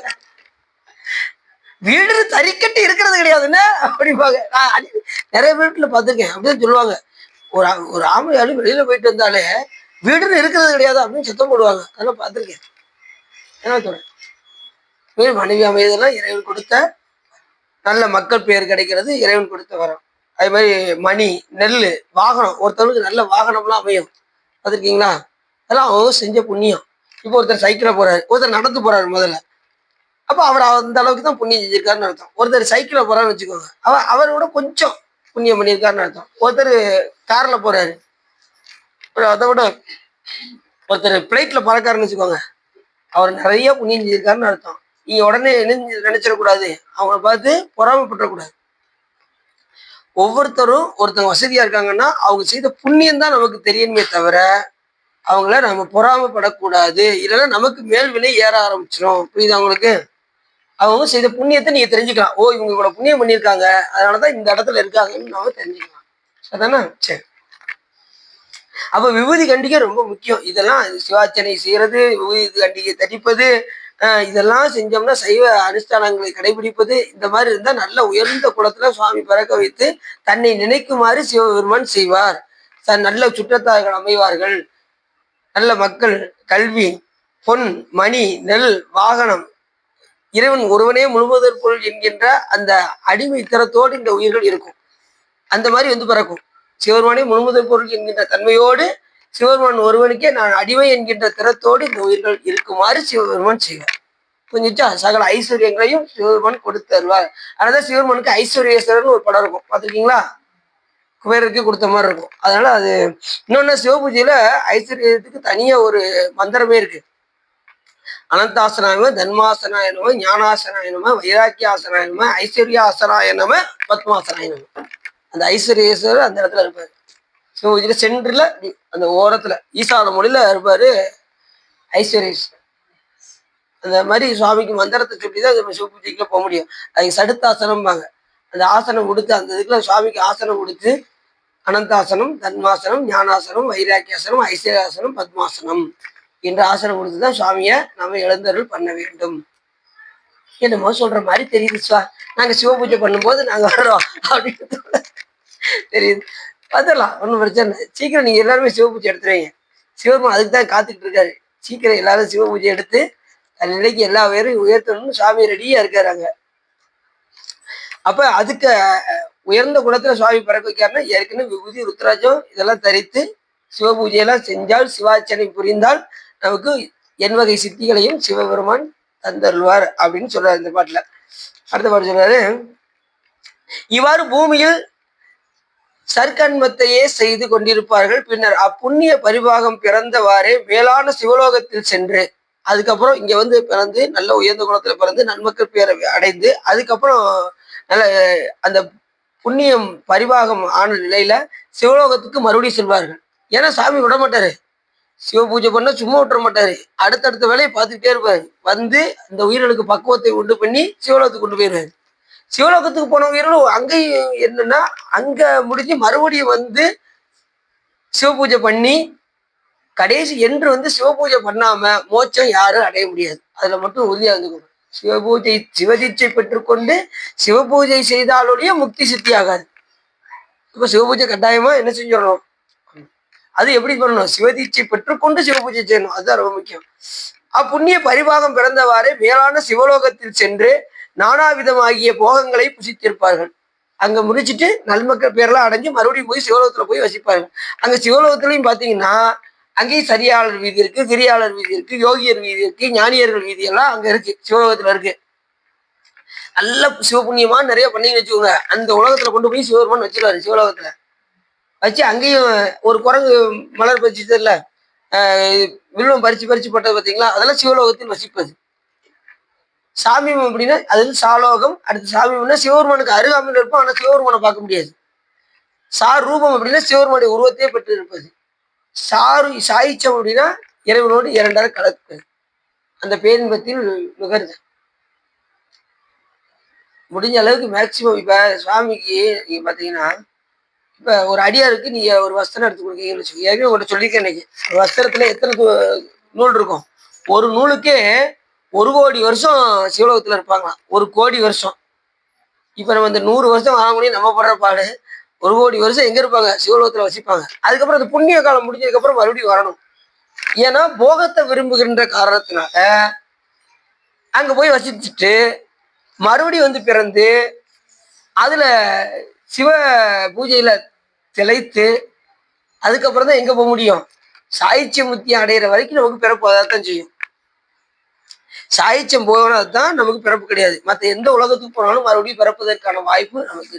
சுந்தரம் சாமிகள் அனுப்புனாரா, சாருவம் பெற்ற அடியாரு, சிவபெருமானுடைய உருவத்தை பெற்றவர் சுந்தரம் சாமிகள். கண்ணாடியில் நிலை கண்ணாடி முன்னாடி சுவாமி போய் நின்று சுந்தரா வருகன்னாரு, சுவாமி வந்தாரு. சுந்தரம் சாமி ஏற்கனவே கதை பார்த்தோம்ல, அங்க இருந்து வந்தவர். அந்த உருவத்தை பெற்று எங்க வந்துட்டாரு, பூமிக்கு வந்துட்டாரு. கைகள் அஞ்சலி குப்பி கலங்கினான் செய்ய சேவடி நீங்கும் சிறுமையன் மையன் மானுடமாய் மயங்கும் வேளையில் ஐயரே என்னை தடுத்து ஆண்டு அருள் செய்யன அப்படின்னு கேட்டாரு. சிவபெருமான் தக்க நேரத்துல அவரை வந்து தடுத்தாட்கொண்டார். அப்ப எங்க போனாலும் இங்க வருவதற்கான வாய்ப்பு இருக்கு. ஆனா சாயிச்சி முத்தியை அடைந்தவர்கள் தான் இங்க பூலோகத்துக்கு யாருமே இது வரைக்கும் வந்ததே கிடையாது. சாயிச்சம்னா எப்படின்னா இறைவனோடு இரண்டரை கலப்புது. இப்ப பஞ்சாட்சர மந்திரத்தை எடுத்தீங்கன்னா முதல்ல நம சிவாயர் வருதா, ரெண்டாவது என்ன மந்திரம் வருது, சிவாய. இப்ப நம்ம எங்க போயிடுச்சு, நாய் என்கின்ற மறைப்பாட்டலும் மாய் என்கின்ற ஆணவங்களும் பின்னாடி போயிடுச்சு, சிவபெருமான் முன்னாடி வந்துட்டாரு, சிவாய நம்ம அப்படின்னு வந்துருச்சு. இப்ப சிவாய நம்ம சொல்லிக்கிட்டே சொல்ல சொல்ல சொல்ல சொல்ல சொல்ல சொல்ல சிவாய சிவன் வரும். இப்ப அங்க நம்ம இருக்கா இல்ல, நம்ம எங்க போச்சு, சிவபெருமான வழிபாடு செஞ்சதுனால அந்த மந்திரத்தை சொன்னதுனால சிவாய நம்ம சொன்னதுனால யா என்கின்ற உயிர் வா, இந்த பக்கம் வா இருக்கும், இந்த பக்கம் சி இருக்கும், சிவத்துக்கும் அருள் சக்திக்கும் நடுவுல யா என்கின்ற உயிர்க்கும், சிவாய சிவ. அதான் உடையாள் இந்த நடுவிருக்கும் உடையாள் நடுவில் நீ இருத்தி அடிய நடுவுள் இருவீரும் இருப்பதானால் அடியன் உன் அடியார் நடுவுள் இருக்கும் அவருடைய புரியாய். உங்க ரெண்டு நடுவில் நான் இருக்கேன் அப்படின்னாரா, அது இந்த மந்திரம் தான், சிவாய சிவ. அவன் வரலையா சா, சரி சரி. அடுத்து கடைசி என்ன மந்திரம் வருது? சிவ சிவ. அதுல யாருக்கா? சிவ சிவ. அதுல யாருக்கா? யாருன்னா யாரு? நம்ம உயிர்கள். உயிர் அதுல இல்ல. எங்க போயிடுச்சு? இறைவனோடு கலந்துருச்சு. சிவ சிவ அப்படின்னு ஆயிடுச்சு. இறைவனோடு கலந்தாலும் கூட எப்பயுமே இந்த உயிர்கள் இறைவனுக்கு அடிமை என்கின்ற திறத்தில் தான் இருக்குமே தவிர, அந்த பேரின்பத்தை அனுபவித்தாலும் கூட உயிர் உயிர் தான், சிவம் சிவம் தான். புரிஞ்சுச்சா? சரி. இவ்வாறே அனுபவித்த போகத்தில் வைராக்கியம் பிறந்தவாறே அங்கிருந்து சுவாமி வைராக்கியத்தை உண்டு பண்றாரு. எங்க சிவலோகத்துல வசித்துக் கொண்டு அந்த போகத்தை துய்ப்பிக்கும் போதே வைராக்கியம் பிறந்தவாறே வேறொன்றிலும் விருப்பமற்று சிவபெருமானுடைய சீவாத கமலங்களை அடைவார்கள். அங்க இருந்த மாதிரி சுவாமி டைரக்டா மோட்சத்தை கொடுத்துருவார். அப்படியே போகிறதுக்கு வாய்ப்பு இருக்கு, வருவதற்கு வாய்ப்பு இருக்கு. அங்க இருந்த மாதிரி நல்ல பணி செஞ்சா சாமி அதுக்கு மேல்நிலையாக இருக்கக்கூடிய சாய்ச்ச புத்தியும் சிவபெருமான் தந்துடுவார். சிவபெருமானுடைய சீவாத கமலங்களையும் நாம் அடையலாம். ஏற்கனவே உங்கள்கிட்ட சொல்லியிருக்கேன், அடியார்களுக்கு நல்லா செஞ்சா டைரக்டாவே எங்க போயிடலாம்? சிவபெருமான்கிட்ட போயிடலாம். ஏதாவது ஒரு பிறப்பு வந்தா கூட தவளோகத்துல போய் சுவாமி நம்மை பிறக்க வைத்து அங்கிருந்தா நமக்கு மோட்சத்தை கொடுப்பாருன்னு நம்ம சொல்லியிருக்கோம். அப்படின்னு ஒவ்வொரு சொற்பொழிவும் சொல்லிக்கிட்டு தான் இருக்கேன். எத்தனை பேர் அதை கடைபிடிக்கிறீங்கன்னு தெரியல. ஐயாவுக்கு தெரிஞ்சு ஏதாவது பண்றீங்களா? நல்லா யோசிச்சு சொல்லுங்க. அப்படின்னு உடனே எல்லாம் யோசிக்காங்க. எந்த அடியா இருக்குங்க அப்படின்னு மட்டும் தயவு செய்யுங்க. எந்த அடியா இருக்கு நீங்க சொல்றீங்க? எவரேனும் விளையாடத்திட்ட திருநீரும் சாதனமும் கண்டால் உள்கி ஓராதே அவரவரை கண்டபோதே உகந்தடிமை திறம் நினைந்து இவர் தேவர் அவர் தேவர் என்று இரண்டு ஆட்டாதி ஈசன் திறமே பேணி கவராதே தொழும் அடியார் நெஞ்சினுள் கன்றாப்பூர் நடுதறியை காணலாமே. யாராவது விபூதி ருத்ராட்சி தரிச்சிருந்தாங்கன்னா அவங்களுக்கு என்ன செய்யணும்? ஏதாவது கொடுத்துக்கிட்டே இருக்கணும். சும்மாவே இருக்கக்கூடாது. கோயிலுக்கு போனா கூட வெளியில யாராவது விபூதி ருத்ராட்சி தரிச்சாங்கன்னா அவங்களுக்கு ஏதாவது செய்யணும். அட்லீஸ்ட் ஒரு ரூபாயாவது என்ன செய்யணும்? போடணும். சாப்பாடு வாங்கி கொடுத்தீங்கன்னா ரொம்ப சிறப்பா இருக்கும். அந்த ஒரு திருவடியேந்தி உட்காந்துருக்காங்களா அவங்களுக்குலாம் அன்னம் வாங்கி கொடுத்தீங்கன்னா ரொம்ப சிறப்பா இருக்கும். கையேந்தும் திருக்கரங்களை எல்லாம் ஈசன் திருக்கரங்களாக பார்க்கணும். எத்தனை பேர் கடைபிடிக்கிறீங்கன்னு தெரியல. அதை தொடர்ந்து கடைபிடிங்க. சரிதானா? சரி. சில பேர் என்ன செய்யலாம்னா, நம்ம வீட்டுல இல்லத்துல திருமுறைகளை வைத்து அடியார்கள் எல்லாம் வரவழைத்து அன்னம் பாலிப்பது, அந்த மாதிரி செய்யும். இப்போ ஒரு சில பேருக்கு பார்த்தீங்கன்னா சாமி இங்க அண்ணன் கொண்டு இப்ப துளசி வாக்குலாம் பாத்தீங்கன்னா ஒரு வாய்ப்பு, அவங்களுக்கு சந்திராசி வாக்குல ஒரு வாய்ப்பு எப்பயாவது கிடைக்குது. அது மாதிரி லட்சுமி வாக்கு வாய்ப்பு கிடைக்குது. நீங்களும் வாய்ப்புக்கு வந்தா கொண்டு பிரசாதமா அப்படி அடியார்களுக்கு கொடுக்கலாம். புரியுதா சார் அவங்களுக்கு? இந்த மாதிரி வாய்ப்பு கிடைக்கும் போது பயன்படுத்திக்க. புரியுதா உங்களுக்கு? இந்த மாதிரி கிடைக்கும் போது நம்ம அடியார்களுக்கு கொடுப்போம் அப்படிங்கிற அந்த இது நம்ம வந்துடணும். வீட்டுல கூட்டு போட முடியலனாலும் இந்த மாதிரி இதுல நம்ம ஒரு ஏதாவது பிரசாதத்தை போட்டு கொண்டு எல்லா அடியாருக்கும் கொடுத்தோம்னா அது ஒரு ஆனந்தம். அதான் சொல்றாங்க, திலமளவு செய்திடணும். அடியாருக்கு எப்படி செய்யணுமா? திலமளவாவது செய்யணும். நான் அதுவும் செய்ய மாட்டேன் அப்படின்னோம்னா ஒன்றும் செய்ய முடியாது. அதையாவது செய்யணும். ஏதாவது நம்மளால ஒரு நாளைக்கு திலமளவாவது ஒரு அடியாருக்கு ஏதாவது ஒன்று செய்ய வேண்டும் என்கின்ற விருப்பத்தோடு நாம் வாழ வேண்டும். இல்லைன்னா ஒரு நாளைக்கு நீங்க ஏதாவது புண்ணியத்தை விட்டுட்டீங்கன்னா அன்னைக்கு சிவபுண்ணியம் உங்களுக்கு ஒரு அடியாருக்கு பூ பறிச்சு கொடுக்கலாம். சிவபூஜை பண்றவங்களுக்கு பூ பறிச்சு கொடுக்குறது. ஏதாவது சிவபூஜை பண்றவங்களுக்கு மாப்பொடி, மஞ்சப்பொடி, திரவியப்பொடி எத்தனையோ இருக்குல்ல. ஏதாவது ஒண்ணு வாங்கி கொடுத்துக்கிட்டே இருக்கான். யாராவது வாங்க மாட்டேன்னு சொல்லுவாங்களா? அடியார்கள் நீ கொடுக்கறத அன்போட வாங்கி அவங்க அபிஷேகம் பண்ணுவாங்க சாமிக்கு. சிவபுண்ணியம் எத்தனை பேர் கடைபிடிக்கிறீங்கன்னு தெரியல. இதை நான் ஒவ்வொரு சொற்பொழிவும் அப்படின்னு சொல்லிட்டு தான் இருக்கேன்.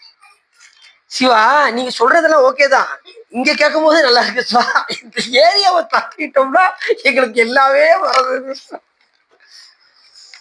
சரி, இன்னுமே ஞாபகம் வந்துடும். அதுதான் அடிக்கடி ஒவ்வொரு சொற்பொழிவுலையும் அடிக்கடி சொல்லிக்கிட்டே இருக்கேன். இதை ஞாபகப்படுத்திக்கிட்டே இருக்கேன். சரிதானா? சரி. அடுத்து சொல்றாரு, முற்கூறிய அதிபாதகம் முதலிய பாவங்களை செய்தவர்கள் கசிவில்லாத யமதூதர்கள் செலுத்திய 28 கோடி நரக குழியிலும் விழுந்து அழுந்தி கிடந்து துயரமடைந்து மீளவும் இப்பூமியில் ஈன யோனியாகிய தாவர முதலிய ஐவகை யோனிகளையும் எடுத்து தொலைந்தவாறே முச்சரத்தில் செய்த சற்கண்ம வாசனையினால் மானிட தேகம் எடுக்கும் போதும் அப்படின்னு சொல்றாரு. இப்ப என்ன சொல்றாருன்னா, ஏற்கனவே அதிபாதகம்னு நம்ம நிறைய பார்த்தோம் முன்னாடி.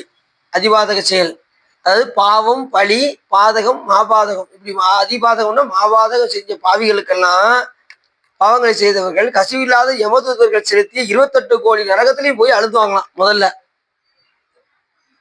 28 கோடி நரகமும் வா வான்னு அழைக்குமா பாவம் செஞ்சவங்க. புண்ணியம் செஞ்சவங்கள புஷ்பம் போட்டு கீழே விழுந்து கும்பிட்டு பல்லக்கில் ஏற்றி அனுப்புவாராம் எமது. பாவம் செஞ்சவங்களுக்கு வாங்க தம்பி உங்களை தான் நாங்கள் தேடிட்டு இருக்கோம், உங்களுக்காக நாங்கள் நிறைய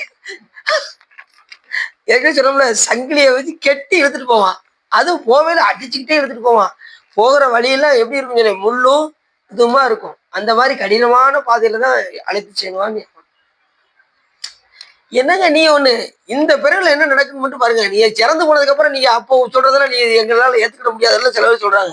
இறந்து போனதுக்கு அப்புறம் எப்படி இருந்துட்டு போகுது? இருக்கிற வரைக்கும் இருக்கிறத பாக்குறத விட்டு நீங்க யமன் வருவாரு தூதர் வருவாருன்னு இருக்கீங்கன்னா சில பேர் சொல்றாங்க. அவங்களுக்கு அதை அனுபவிக்கும் போதுதான் தெரியும். ஏற்கனவே சொன்னேன்ல, கோயில் வெளியில உட்காந்துருக்க பூராவே முற்பிறவில கோடீஸ்வரர்கள் தான தர்மம் செய்யாதனால இப்ப எங்க உட்காந்துருக்காங்க? கோயிலுக்கு வெளியில உட்காந்துருக்காங்க. தான தர்மம் செஞ்சிருந்தா இப்ப அவங்க அங்க உட்காந்துருப்பாங்களா? அவங்க நிலையே வேற. சாமி அதை விட டாப்பா கொடுத்துருப்பாரு. தான தர்மம் செஞ்சிருந்தா அதை விட உயர்ந்த நிலையில வச்சு எல்லாரும் உட்காரும் போதே பாத்தீங்கன்னா நான் என்ன பாவம் செஞ்சனோ அப்படிம்பாங்க சொல்லுவாங்கல்ல. அவங்க பூராமே முற்பிறவில மிகப்பெரிய கோடீஸ்வரர்கள் வெளியில உட்காந்துருக்காங்க. போட்டீங்க உங்களுக்கு? சரி சரி.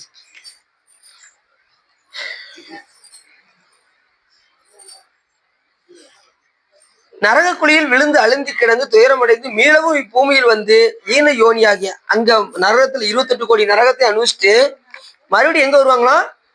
தாவரமா வந்து பிறப்பாங்களாம், செடி கொடியா வந்து பிறப்பாங்களாம். செடி கொடி பாருங்க. அதுலயும் சில பேர் ரொம்ப பாவம் செஞ்சிட்டாங்கன்னு வச்சுக்கோங்களேன். சாமி ஒரே இடத்துல, அதாவது ரொம்ப நரகத்துல கூட சில பேருக்கு இடமே இருக்காதான். நரக தண்டனை கொடுத்தா கூட இவன் தாங்க மாட்டான். அந்த அளவுக்கு கொடிய பாவம் செஞ்சிருக்கான் அப்படிங்கிறவங்கள என்ன செய்வாங்களா, சாமி அதுக்கு தனியா ஒரு தண்டனை வச்சிருக்காரு. முழுக்க இருள கொண்டு போய் உள்ள விட்டுறது. எங்கேயும் போக முடியாது வர முடியாது. அந்த மாதிரி ஒரு கடும் நரகம். இதுக்கு நரக தண்டனையே பரவாயில்லன்னு தோணும். அந்த மாதிரி ஒரு இருட்டுல கொண்டு போய் விட்டுருவாங்க. சில பேரை கல்லா போட்டுருவாராம் சாமி. ஒரு இடத்துக்கு போக முடியாது வர முடியாது, அப்படியே அழுந்தியே இருக்கும். இப்ப கல்லுல உயிர் இருக்கா இல்லையா? கல்லுக்குள்ள உயிர் இருக்கா? கல்லு ஜடம்னு சொல்றோம், உயிர் இருக்கா இல்லையா? ஆனா அந்த கல்லை வச்சு செதுக்குவாங்க பாருங்க, ஆசாரி செதுக்குறாங்கல்ல, அவங்க கரெக்டா கண்டுபிடிப்பாங்க இந்த கல்லுக்கு வந்து உயிர் இல்லைங்க, இந்த கல்லை எடுத்துருங்க வேற கல்லை கொண்டு வாங்க அப்படிம்பாங்க. பாத்துருக்கீங்களா? உயிர் இருக்கிறது அவங்களுக்கு தெரியும். ஏன்னா கல்லுக்குள்ள தேரை என்கின்ற உயிர் இருக்கிறது. நீங்க அப்படி கல்லை பிளந்து பாத்தீங்கன்னா உள்ள இருந்து ஒரு இது வெளியே ஓடும், தேரை ஓடும். பாத்துருக்கீங்களா? உள்ளுக்குள்ள உயிர் இருக்கு. அதுக்கும் சாமி என்ன செய்யறாரு? உணவு கொடுக்காரு. அப்ப எவ்வளவு பெரிய கருணையால இருப்பாங்க சிவபெருமான். அதுக்கும் உணவு கொடுத்துட்டு அதை அதுக்குள்ள வாழ வச்சுக்கிட்டு இருக்காரு. அது சில இந்த பாவம் செஞ்சவங்களும் அப்படியே கல்லா கிடப்பாங்க.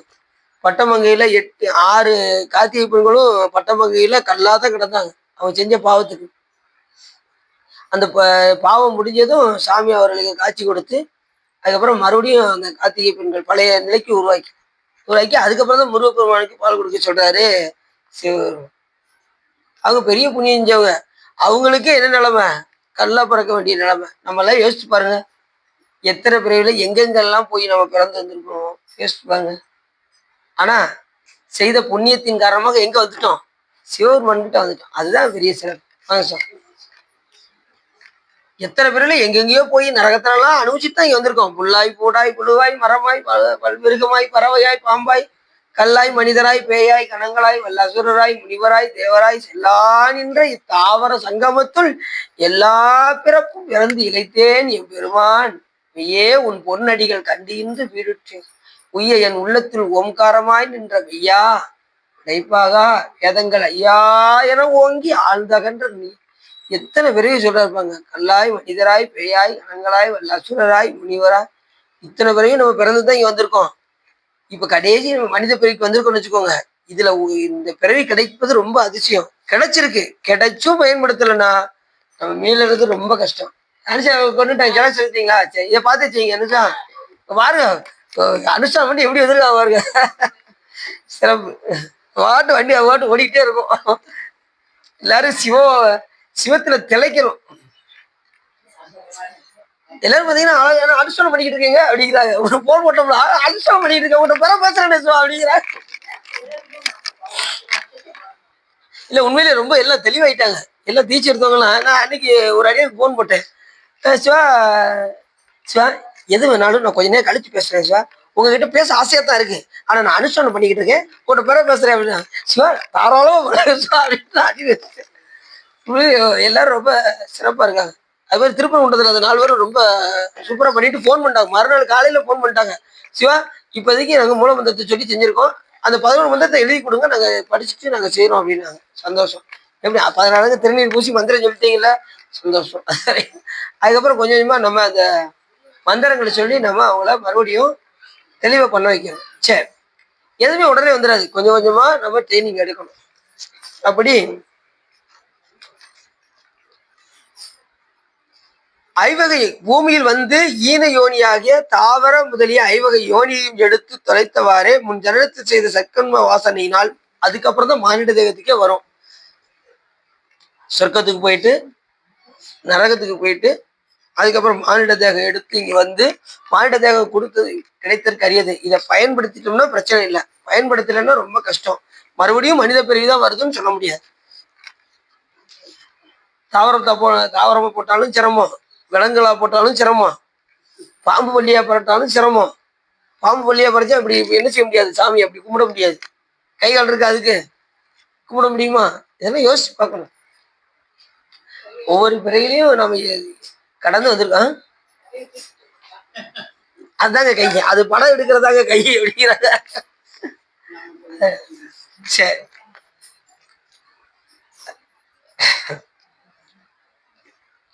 அப்படி இந்த வாசனாமலத்தின் காரணமாக மறுபடியும் வந்து மனித தேகத்தை வந்து இந்த உயிரானது வந்து எடுக்கும். வேதாகமங்களில் விதித்தன செய்தலும் விலக்கியன ஒளிதலும். ஏற்கனவே உங்கள்கிட்ட அடிக்கடி இதை சொல்லிட்டே இருப்பேன். விதித்தன செய்தலும் விலக்கியன ஒளிதலும். எதை செய்யணும் எதை செய்யக்கூடாதுன்னு இருக்கு. விதித்ததை செய்வது, எதை எதை செய்யக்கூடாதோ அதை ஒதுக்குவது, அதாவது இயமும் நியமும் பேரு. இதுக்கு வந்து இந்திய தொலைக்காட்சிகள் முதல் முறையாக அப்படின்னோம்னா அது போகக்கூடாது அப்படின்னா நம்ம அங்கதான் போவோம். காலையில் எழுந்ததும் இறைவனை வழிபாடு செய்க அப்படின்னா காலையில் இருந்து செல்போன் எடுத்து தான் பார்த்துக்கிட்டு இருக்கோம். இதெல்லாம் எதை செய்யணுமோ அதை செய்யாது. இவன் சாமி எங்கெங்க பேர போறாரு, அவர் அங்கேதான் இருப்பாரு. நான் கொஞ்ச நேரம் செல்போன் பார்த்துட்டு டீ எல்லாம் குடிச்சிட்டு காலைல எழுதி பல்லு, சில பேர் பார்த்தீங்கன்னா பல்லு கூட விளக்காம என்ன செஞ்சிருக்காங்க, டீ சாப்பிட்டுட்டு இருக்காங்க. அப்படின்னு ஒரு வீட்டுக்கு போயிருந்தேன். அப்பதான் தூங்கி எழுந்திருக்காங்க. காஃபி அப்படின்னு கேட்குறாங்க. அப்படின்னு நைஸா கேட்டேன். கேட்போமா வேண்டாமான்னு எனக்கு ஒரு பயமாவே இருந்தது. சிவா நான் ஒன்று கேட்பேங்க, கோச்சு வர மாட்டேங்கிறேன், சும்மா கேளுங்க சிவா அப்படின்னாங்க. இல்லை கேட்க ஒரு மாதிரி இருக்கு, எதாவது கேட்டுறவா. எத்தனை பேர் என்னென்னமோ கேட்காங்க, நீங்க சும்மா கேளுங்க சிவா. இல்லை பல்லு விளக்காம காப்பி சாப்பிட, நீங்க ஒன்று பல்லு விளக்காம காப்பி சாப்பிடுறதா? நான் டிஃபனே சாப்பிட்டு முடிச்சிருவேன் சிவா. பல்லு விளக்காம டிஃபனே முடிச்சிருவான். அப்ப பல்லு எப்பதான்? நான் இரவு மட்டும்தான் பல் விளக்குறது. இரவு மட்டுமா? சில பேர் இரவு மட்டும் பல் தேய்க்கிறாங்க. அது என்ன கணக்கு நமக்கு தெரியல. இரவு பல் ரைட்டு நல்ல 2 வேளை தேய்ச்சா நல்லது. காலைல அப்படி தேய்க்க மாட்டேங்கிறாங்க, அதுக்கு சொல்றேன். அவன் அதான் யோசிக்கிட்டேன். அவங்க என்ன சொல்றாங்கன்னா, சிவா 2 வேளையும் பல் தேய்ப்பது ரொம்ப நல்லது சிவா அப்படின்னு சொல்றேன். அவர் காலையை தேய்க்கிறதே இல்லை அப்படி. நைட்டு ஏன்னா இரவு தான் ஈறுகள்லாம் இருக்குமா, பல் விளக்கிட்டா சரியா போயிடும். பகல்ல நம்ம மட்டும் எவ்வளவு நல்லா அரைச்சி உள்ள தள்ளிக்கிட்டே இருக்கலாம்ப்பா அப்படிங்கிறாங்க. அது என்னன்னா துர்நாட்டம் வந்துடும்.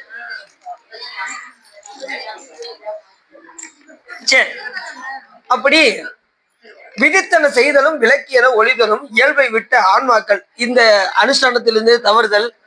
சில பேர் பார்த்தீங்கன்னா 1 மாசம் செஞ்சுட்டு, சிலர் என்ன பண்றாங்க, 1 மாசம் செஞ்சுட்டு 1 மாசம் விட்டுறாங்க. அனுஷ்டானம் பண்ணிட்டு நல்லா தெரிஞ்சுக்கோங்க, 3 நாள் தான் கணக்கு. எத்தனை நாள்? ஒரு தவிர்க்க முடியாத சொல்லிக்கு எங்கேயோ போயிட்டீங்க, ஒன்றும் செய்ய முடியல அப்படின்னு அப்ப கூட நீங்க என்ன செய்யணும், மனசுக்குள்ளதான் பண்ணணும். இந்த 3 நாள் கூட நம்ம என்ன செய்யணும், செய்ய முடியாத சொல்ல வந்தா கூட மனசுக்குள்ள செய்யணும். அதையும் தாண்டி வச்சுன்னா மறுபடியும் ஒருக்கா தீட்சை எடுக்கணும், மறந்துடக்கூடாது. மறுபடியும் ஒருக்கா ஒரு விஷயத்துல இறங்குறதுக்கு முன்னாடி 1000 தடவை யோசிக்கலாம். எடுத்து வச்சுன்னா அதுபடி களைய பிடிக்க ஆரம்பிச்சிடணும். சில பேர் இதுக்கு பயந்துக்கிட்டு என்ன செய்ய மாட்டேங்காங்க, தீட்சை எடுக்காம இருக்காங்க. அப்படிலாம் நினைக்க கூடாது. நீங்க எடுக்க ஆரம்பிச்சிட்டீங்கனாலே சிவபெருமான் உங்களுக்கு அடுத்தடுத்த கட்டத்துக்கு கூட்டு போய்கிட்டே இருப்பாரு. உங்களை அனுசரணை பண்ண வச்சிருவாரு. நாம பயந்துகிட்டே இருக்கக்கூடாது. பயந்துட்டே இருந்தோம்னா ஒரு காரியம் சாதிக்க முடியாது. அதாவது நேற்று இருந்தவர்கள் இன்று இல்லை. அந்த நிலையோடு வாழணும். நாம் வாழும்போது நேற்று உள்ளவர்கள் இன்று இல்லை. அப்படி இருந்தோம்னா நம்ம என்ன செஞ்சிடலாம் டக்குன்னு, அப்ப நாளைக்கு நம்ம இருக்கமோ இல்லையோ இருக்கும் போதே செஞ்சு வச்சிருவோங்க. அந்த உணர்வு நமக்கு வந்துடும். இருக்க வரைக்கும் நாளைக்கு நமக்கு உயிர் நமக்கு நிச்சயம்னு நம்ம எப்படி சொல்ல முடியும்? உறங்கி எந்திரிச்சாதான் நான் போச்சு. உறங்குவதோடும் சாக்காடு, உறங்கி எழுவது போலும் பிறப்பு. எந்திரிச்சாதானே உண்டு. காலையில சாமி நமக்கு பார்த்து உயிரை கொடுத்தாதான் உண்டு. காலைல எந்திரிச்சுமே நம்ம செல்போனை தேடி ஓடிக்கிட்டு இருக்கோம். அவர் நல்ல உடம்ப கொடுத்துருக்காரு. கொடுத்த அவருக்கு நன்றி சொல்றதை விட்டுட்டு அதான் காலை எழுந்ததுமே வழிபாடுதான் ரொம்ப முக்கியம். பெரும்புலர் காலை மூழ்கி பித்தருக்கு பக்தராகி அரும்போடு மலர்கள் கொண்டு அங்கு ஆர்வத்தை உள்ளே வைத்து விரும்பினர் விளக்கு தூபம் விதியினால் இடவல்லாருக்கு கரும்பினில் கட்டி போல்வார் கடவுள் விரட்டனாரே என்று சொல்வதற்கு இணங்க காலை எழுந்திருந்து வழிபாடை நோக்கி ஓடணும். காலை கடன் அப்படின்னா எல்லாம் என்ன நினைச்சிட்டு இருக்காங்க? பாத்ரூம் போறதை நினைச்சிட்டு இருக்காங்க. உண்மையிலே அது இல்லை. காலை கடன் என்பது என்னது? இறைவனை தொழுவது. என் கடன் பணி செய்து கிடப்பதே. தன் கடன் அடியேனையும் தாங்கு. சாமி கூட ஒரு கடன் இருக்கு, நம்மளை தாங்குறது அவருடைய கடன். நமக்கு ஒரு கடன் இருக்கு, என்னது? அவருக்கு வழிபாடு செய்வது. தன் கடன் அடியேனையும் தாங்குதல், என் கடன் பணி செய்து கிடப்பது. நான் கடவுளை பெற்றவள் பங்கினன் தென் கடம்பை திருக்கர கோயிலான் தன் கடன் அடியேனையும் தாங்குதல், என் கடன் பணி செய்து கிடப்பது. என் கடன் பணி செய்து கிடப்பதே அப்படின்னா நம்ம அழுக ஏதாவது கிடைக்குவாங்க அப்படி ஏதாவது கிடைக்குமா அப்படின்றது. அன்னைக்கு உழவர் படிக்க ஆள் இல்லை. உழவர் படிக்க ஒரு ஆள் இல்லை. வெளில ஒரு ஆள் நின்னாரு. சார் கொஞ்சம் ஒரு நிமிஷம் வாங்க சார், இந்த கடப்பாரை வச்சு லேசா ஒரு 2 தோண்டு தோண்டினா செடியை பதுக்கி வச்சுட்டு போயிடலாங்க, எவ்வளவு கிடைக்கும் அப்படின்னாரு. அப்போ ஒரு 5 நிமிஷம் பணி செஞ்சுட்டு போயிடலாம், நீ அந்த வேலையில வச்சுக்க, எவ்வளவு கிடைக்கும் அப்படின்னு அவர் சொல்றதே சொல்லிக்கிட்டு இருக்காரு. என்னன்னு பார்த்தா அவரு இந்த இது அவர் சொல்றது எவ்வளவு கிடைக்கும் இதே சொல்லிக்கிட்டே இருந்தாரு. இல்ல நான் வேற ஆளை பாத்துக்கிறேன் அப்படின்ட்டு அது விட மாட்டேங்கிற பின்னாடி வராது. எவ்வளவு கிடைக்கும் அப்படின்னாரு. கதை முடிட்டு ஓடியா போயிட்டேன். அந்த ஐம்பது பக்கத்துல பெரிய கேட்டிருக்கு பார்த்தீங்களா, அங்கே வச்சுக்கிட்டு அவன் இத்தனைக்கும் பாத்தீங்கன்னா மாலை போட்டிருக்காரு, இது அடிச்சுட்டு இருக்காரு. நிறைய பேர் அந்த தப்பு செய்யறாங்க, மாலையை போட்டுக்கிட்டு எல்லா கெட்ட பழக்கமும். அப்புறம் எதுக்கு மாலை போடுறேன்னு ஒரு 48 நாள் விரதம் இருந்து அந்த அந்த கெட்ட பழக்கங்கள்லாம் அப்பதான் விட முடியும். அந்த 48 நாள் மாலை போட்டிருக்காங்கல்ல, அந்த நேரத்துல எதையுமே தொட மாட்டாங்க. கெட்ட பழக்கங்கள்லாம் இல்லாம இருக்குமா, அந்த 48 நாள் கன்னியூ பண்ணிட்டாங்கன்னா அதுக்கப்புறம் அப்படியே தொடர்ந்து கன்னியூ பண்ணிடுவாங்க. அப்படிங்கிறதுக்கு தான் அப்படி வச்சாங்க. இவங்க எப்படா 48 நாள் முடியும் முடியும் முடியும் முடியுது பார்த்துட்டு முடிஞ்ச மறுநாள் எல்லா சேட்டையும் செய்ய ஆரம்பிச்சிடுறாங்க. அப்புறம் எதுக்கு மாலை போடுறோம்?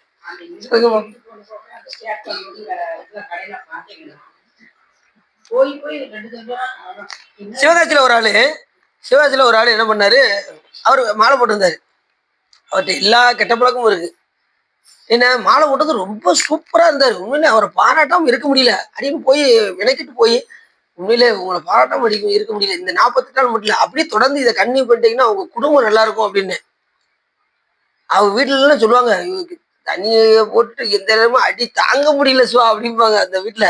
ரொம்ப சரி, அவர்கிட்ட என்ன சொன்னேன், இதே நீ கன்னியூ பண்ணிட்டீங்கன்னா எல்லாருக்கும் பிரச்சனை இல்லாம நல்லா சந்தோஷமா அந்த குடும்பம் நல்லா இருக்கும் அப்படின்னு சொல்லி முடிச்சுட்டு வந்துட்டேன். 48 நாள் முடிஞ்சதுக்கு அப்புறம் 49 நாள் போன் அங்க இருந்து வருது. சிவா எங்களை போட்டு கொடுமைப்படுத்துறாரு சிவா அப்படின்னு அங்க இருந்து 40 நாள் ரொம்ப நல்லவரா இருந்தாரு சிவா, 49 நாள் அப்படின்னு போட்டு வருது. அப்ப இது மாலை போட்டு என்ன செய்ய சொல்லுங்க பாப்போம். இப்ப நம்மளுமே விபூதி ருத்ராட்சம் தயாரிச்சா இதை தொடர்ந்து கன்டினியூ பண்ணிக்கிட்டே இருக்கணும். தொடர்ந்து சிவ பூஜை இந்த மாதிரி நற்காரியங்கள் பண்ணிக்கிட்டே இருக்கணும். தீயது செய்யணுங்கிற எண்ணமே நமக்கு வரக்கூடாது. விதித்தனை செய்தலும் விலக்கியனை உழைதலும் என்கின்ற அடிப்படையில விதித்ததை செய்யணும், விலக்கியதை ஒதுக்கணும். ஏன்னா குடும்ப அளவுக்கு அதெல்லாம் தவிர்த்து நம்ம சிவபெருமானோடு ஒன்றுபட்டே வாழ வேண்டும். சரிதானா? அடியார்களோடையே இறங்கியே இருக்கணும், வேற எங்கேயும் ஓடிடக்கூடாது. அடியார்களோடய இருந்தால் தான் நம்மளை எங்கேயும் ஓட மாட்டாங்க, புறத்துல ஓட விட மாட்டாங்க. வாங்க கோயிலுக்கு வாங்க அப்படின்னு கூப்பிடுவாங்கல்ல. நீங்க இப்ப எங்க போறீங்க? அதெல்லாம் நாளைக்கு பார்த்துக்கிட்டு வாங்க கோயிலுக்கு வாங்க திருமுறை பாட வாங்க அப்படின்னு உங்களை வேற எங்கேயும் போக விட மாட்டாங்க அடியார். அதனால அடியார் கூடயே இருக்கணும். சரி,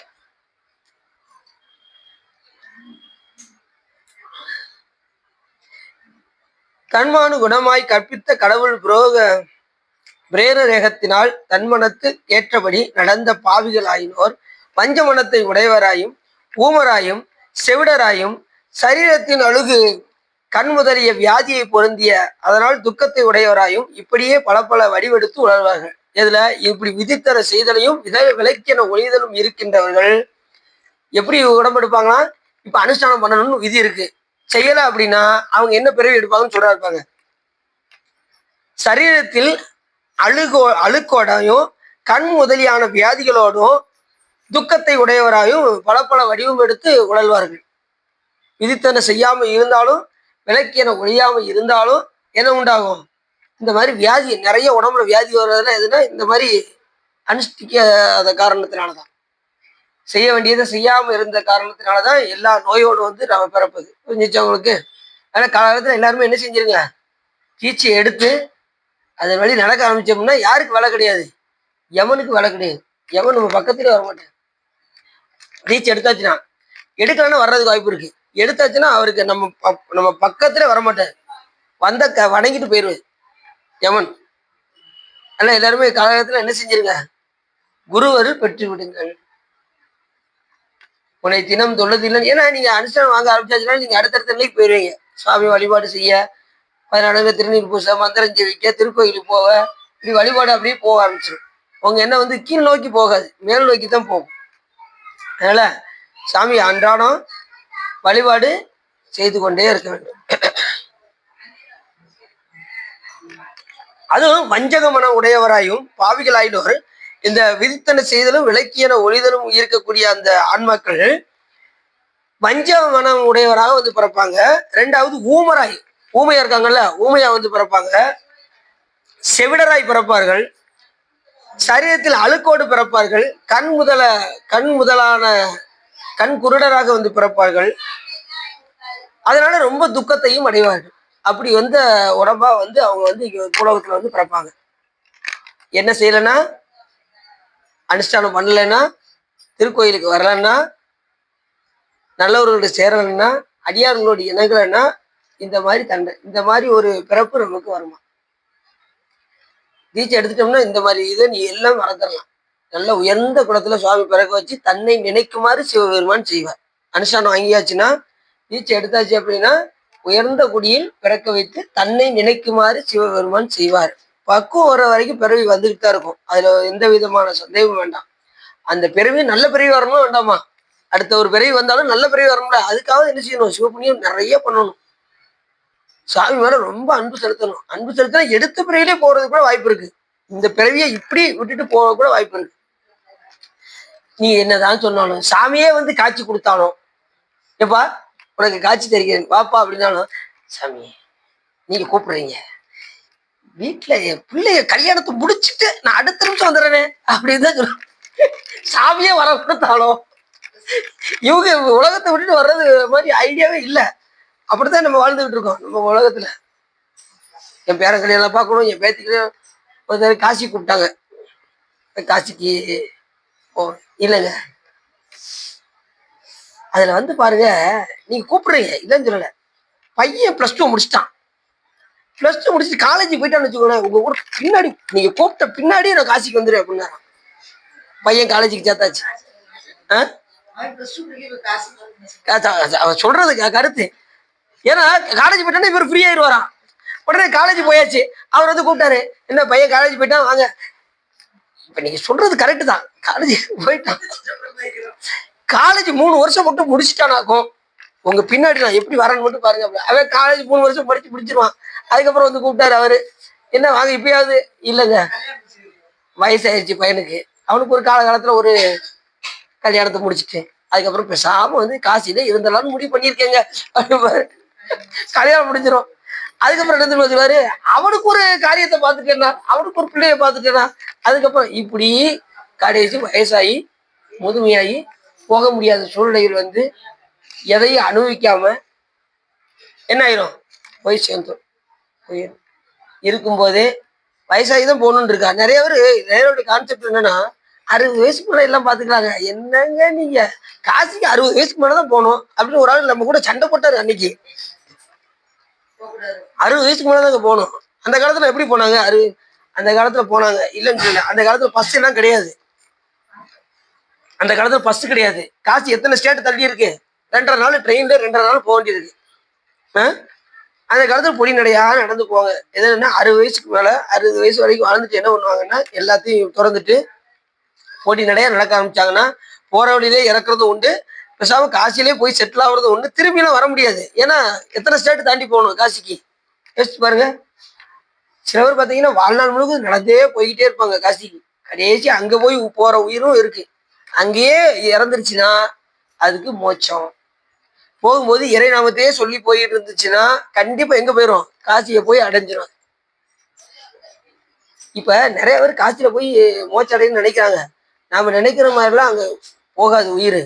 எத்தனையோ உயிர் அங்க போய் தங்கி இருக்கின்ற உயிர்கள் கூட உடம்புக்கு முடியலன்னு சொல்லி இறக்குற நேரத்துல வெளியில வந்துடும் காசியை விட்டு. உயிர் அவங்களுக்கு சில பேர் அதை ஒரு பிளான் பண்ணிக்கிட்டு இருக்காங்க. பேசாம கடைசி காலத்துல கம்முன்னு போய் அங்க போய் உட்காந்துட வேண்டியதான் நினைச்சிட்டு இருக்காங்க.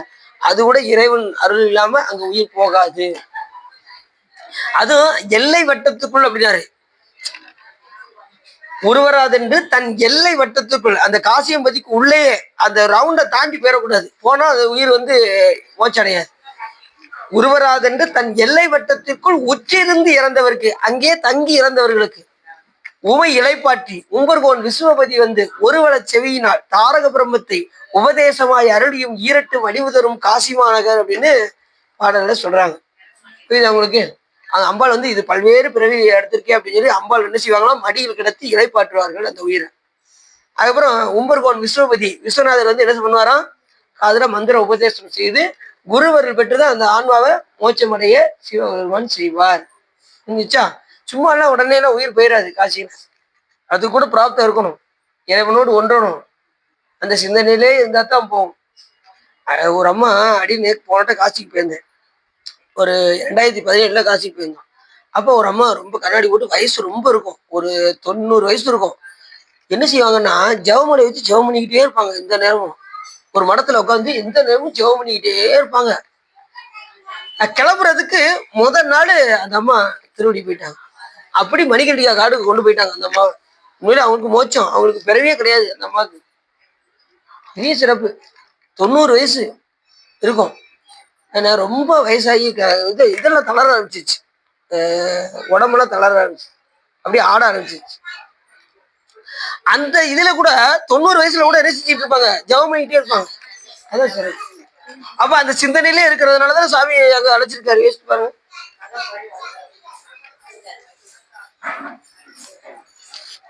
அப்படி வியாதியை பொருந்திய துக்கத்தை உடையவராய் இப்படி பல வடிவெடுத்து உணர்வார்கள். எல்லா ஆன்மாக்களுக்கும் சுற்றமும் உயிருக்கு உயிராய் அவர்களிடத்து இரண்டர வியாபித்து நிற்பவனும் புண்ணிய சொரூபியுமாய் இருக்கின்ற சிவபெருமானை தூடணித்து அவரிடத்தில் அன்பில்லாத நெஞ்சையுடைய பாவிகள், சிவபெருமான் மேல அன்பில்லாத பாவிகள் இருக்காங்கல்ல, அவங்க அவனிடத்தில் அன்பில்லாத நெஞ்சமுடைய பாவிகளும் பொல்லாத உடலுடைய பிறவி பெரும்பினியை தீக்கையினால் சேதிக்கும் பெருமையுடைய தீட்சை செய்து வைக்கிறாரே ஞானாசிரியர். ஞானாசிரியரையும் வெறுப்பினையுடைய மனத்தினால் அவ்வண்ணம் என்னும் பாவிகளும். அதனாலதான் குருநாதர் என்ன செய்யக்கூடாது, இயல்பாக பேசக்கூடாது. எந்த குருநாதரையுமே என்ன செய்யக்கூடாது, இயல்பாக பேசக்கூடாது. அதே மாதிரி சிவபெருமான வெறுத்து பேச. சில பேர் பார்த்தீங்கன்னா சாமி திட்டிக்கிட்டு இருக்காங்க, அவங்களுக்குலாம் என்ன ஈனப்பிறவி கிடைக்குன்னு சொல்ல முடியாது. சிவபெருமானை மட்டும் திட்டிட்டீங்கன்னு வச்சுக்கோங்க, அதுக்குரிய பிறவியை எடுத்தே ஆகணும். ஒன்றும் வேண்டாம். அர்ஜுனர் 2 பேரும் சண்டை போட்டாங்க, சிவபெருமானும் அர்ஜுனனும் சண்டை போட்டாங்க. வேடனே அப்படின்னு பார்த்து சிவபெருமானை பார்த்து சொன்னாரு.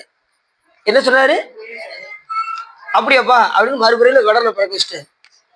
எதை சொல்லி திட்டுறீங்களோ அந்த பிறவியை நாம எடுத்தே ஆகணும். அதுல எந்த விதமான ஆச்சரியமும் கிடையாது. ஆனா சிவபெருமானை முடிஞ்ச அளவுக்கு பணிந்து போற்றிக்கொண்டே இருக்க வேண்டும். அதாவது நமக்கு ஒரு விஷயம் கிடைக்கலன்னு சொல்லி உடனே சாமி திட்டக்கூடாது. நமக்கு ஒண்ணு கிடைக்கல, எங்க வீட்டுல எனக்கு அது நடக்கல இது நடக்கல, சாமி எனக்கு ஒண்ணுமே பண்ணல அப்படின்லாம் நீ என்ன செய்யக்கூடாது. சாமி நமக்கு எல்லாமே கொடுத்துருக்காரு. நமக்கு நாம நினைப்பதற்கு மேல நமக்கு வாழ்க்கையை கொடுத்துருக்காரு. இதுக்கு மேல என்ன செய்யணும் சொல்லுங்க பாப்போம். அந்த அளவுக்கு வாழ்க்கையை நமக்கு கொடுத்துருக்காரு. நமக்கு கீழே இருக்கிறவங்க பாருங்க, நம்ம எந்த இடத்துல நம்ம சாமி வச்சிருக்காருன்னு நமக்கு தெரியும். நம்ம மேல இருக்கிறவங்க பார்க்க கூடாது. நமக்கு கீழே இருக்கிறவங்கள பார்த்தா நம்ம எந்த நிலையில நம்மளை வச்சிருக்காருன்னு நமக்கு தெரியும்.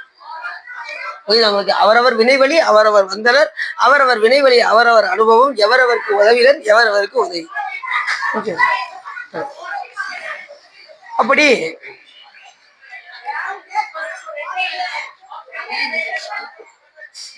அன்பில்லாத நெஞ்சமுடையவர், பிறவி பெருமணியை தீட்சையினால் சேதிக்கும் பெருமனுடைய ஞானாசிரியர் போன்றவர்களை இகழ்வது, அவங்கெல்லாம் அவங்களாம் எதா வந்து பிறப்பாங்களா, மலத்திற் புழுவாய் சனித்து சனித்து இறந்தொழிய துக்கத்தை அடைந்து கிடப்பார்கள். அவங்கெல்லாம் புழுவா பிறப்பாங்க, வந்து இறந்து இறந்து மறுபடியும் புழுவா பிறப்பாங்களாம். அப்படிலாம் இருக்கும். துக்கத்தை அதனால் அடைவார்கள். சிவபெருமானையும் குருவையும் குரு புத்திரரையும் நிந்தனை சொன்னவர்கள் முயலகன் என்னும் வியாதியை அடைந்து ஒருவரால் தடுக்கப்படாத துக்கம் அடைந்து கலங்கிய மனமுடையாரை கதறிக்கொண்டு திரிவார்கள். இந்த முயலகன் நோய் எப்படின்னா, அப்படி நீங்க அப்படி சொன்ன பாத்தீங்களா, கல் மாதிரி அப்படியே அமைதி, அதாவது உணர்வே இல்லாம, இப்ப லேட்டஸ்டா எடுத்துக்கிட்டீங்கன்னா கோமா ஸ்டேஜ் அந்த மாதிரி வச்சுக்கோங்க. ஞானசம்பந்த பெருமான் ஒவ்வொரு திருப்பதியுமா பாடிட்டு வந்துட்டு இருந்தாரு. ஒவ்வொரு கோயிலுக்கா பாடிட்டு இருக்கும்போது கொல்லிமலவன் என்கின்ற ஒரு அரசன், அவனுக்கு ஒரு பிள்ளை, அவனுக்கு இந்த முயலகன் நோய் வந்துருச்சு. அப்படியே கிடக்கு அந்த அவங்க மக. அப்படி கொண்டு போய் சாமி திருவடியில கொண்டு போய் வச்சிட்டாரு. நீ பார்த்து என்ன செய்ய அந்த குழந்தைய செய்ய சொல்லி கோயில கொண்டு வந்து வச்சுட்டாரு. ஞானசம்பந்த பெருமான் பதியம் பாடிட்டு இருந்தாரு பாருங்க.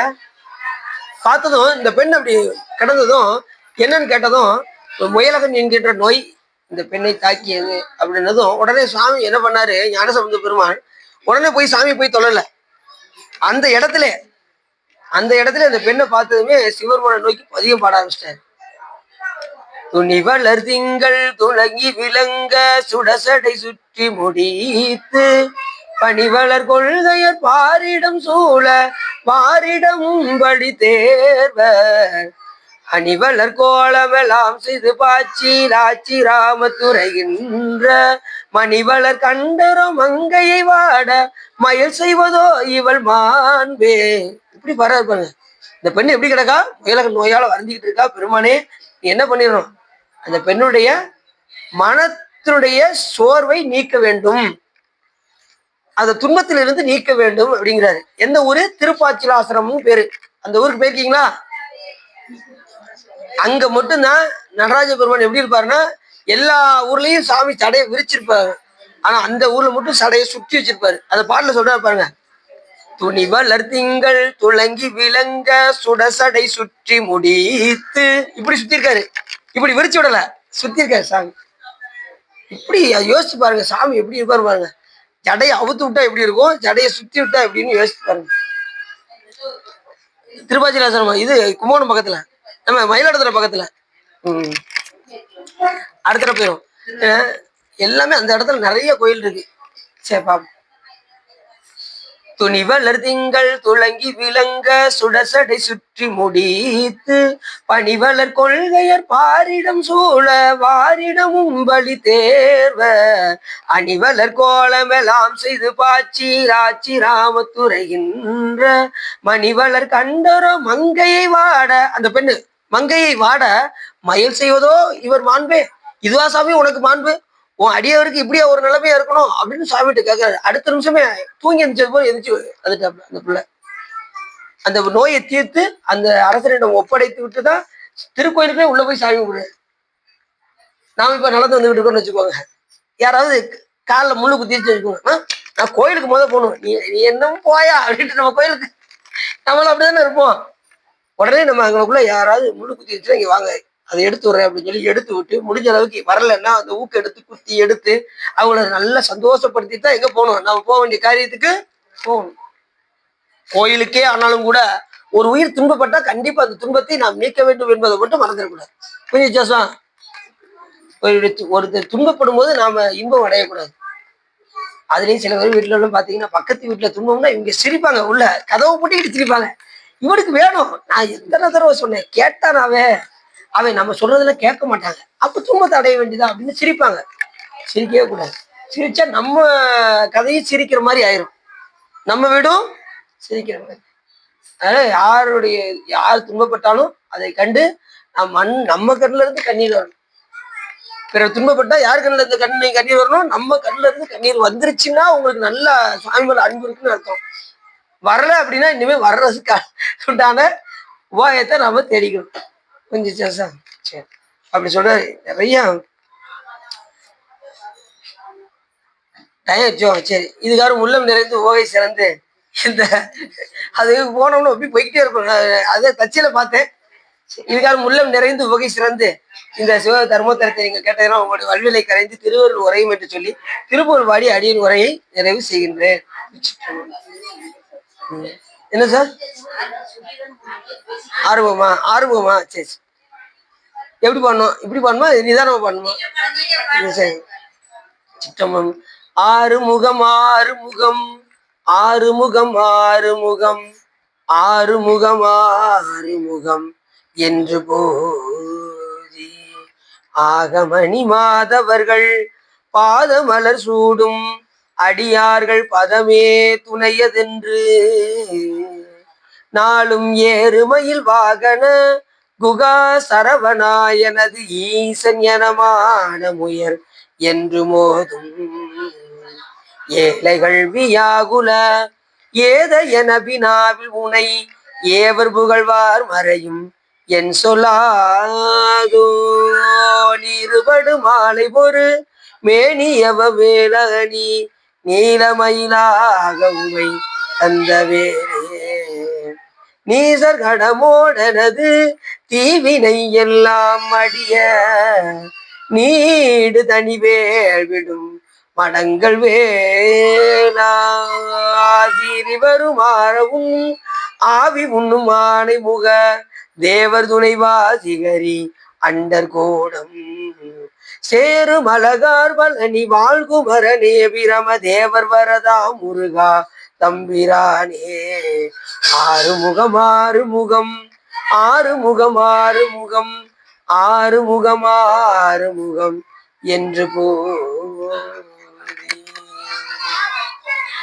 கைலாயபுரம் மெய்ஞான போதில் காட்டும் என்னை பைவாய்மை கண்டான் சந்ததிக்கோர் மெய்ஞான பானுவாகி உயிலாரும் வழியில் திருவாவுடு தெய்வாள் கொண்டு நமச்சிவாய தேவன் சைலாதி மரபுடையோன் திருமரபு நீடோடி தலைக மாதோ பவப்பெரும் கடலை கடந்திருதற்கு பரமன் வகுத்த அருளறியை ஓப்புடன் உயிர்கள் கடைபிடித்து உய உதவும் துரசை ஆதீனத்தில் ஜவப்பிரகாசன் தரணியில் எங்கும் தன்னருள் செங்கோல் உச்சியம் சிவப்பிரகாச தேசிகன் மலத்தால் சென்னியில் கொண்டு போற்று வான்முகில் விளாதுவையம் அலிவலம் சுரக்க மன்னன் கோன்முறை அரசு செய்க குறைவில்லாத உயிர்கள் வாழ்க நான்முறை அரங்கல்வங்க நற்றவம் வெள்ளிமல்க மேன்மைகள் சைவ நீதி விளங்குக உலகம் எல்லாம் மையம் நீடுக மாமணி பண்ணுக மெய் விரும்பிய அன்பை விளங்குக சைவ நன்னறிதான் தலை தோங்குக தெய்வன் திருநீர் சிறக்கவே திருச்சிற்றம்பலம் பார்வதி பதையே என்னாருடைய சிவனையை போற்றி வெற்றிவேல் முகனுக்கு சிற்றம்பலம் தில்லையம்பலம் பொன்னம்பலம் அருணாச்சலம் ஏழாம்பலம்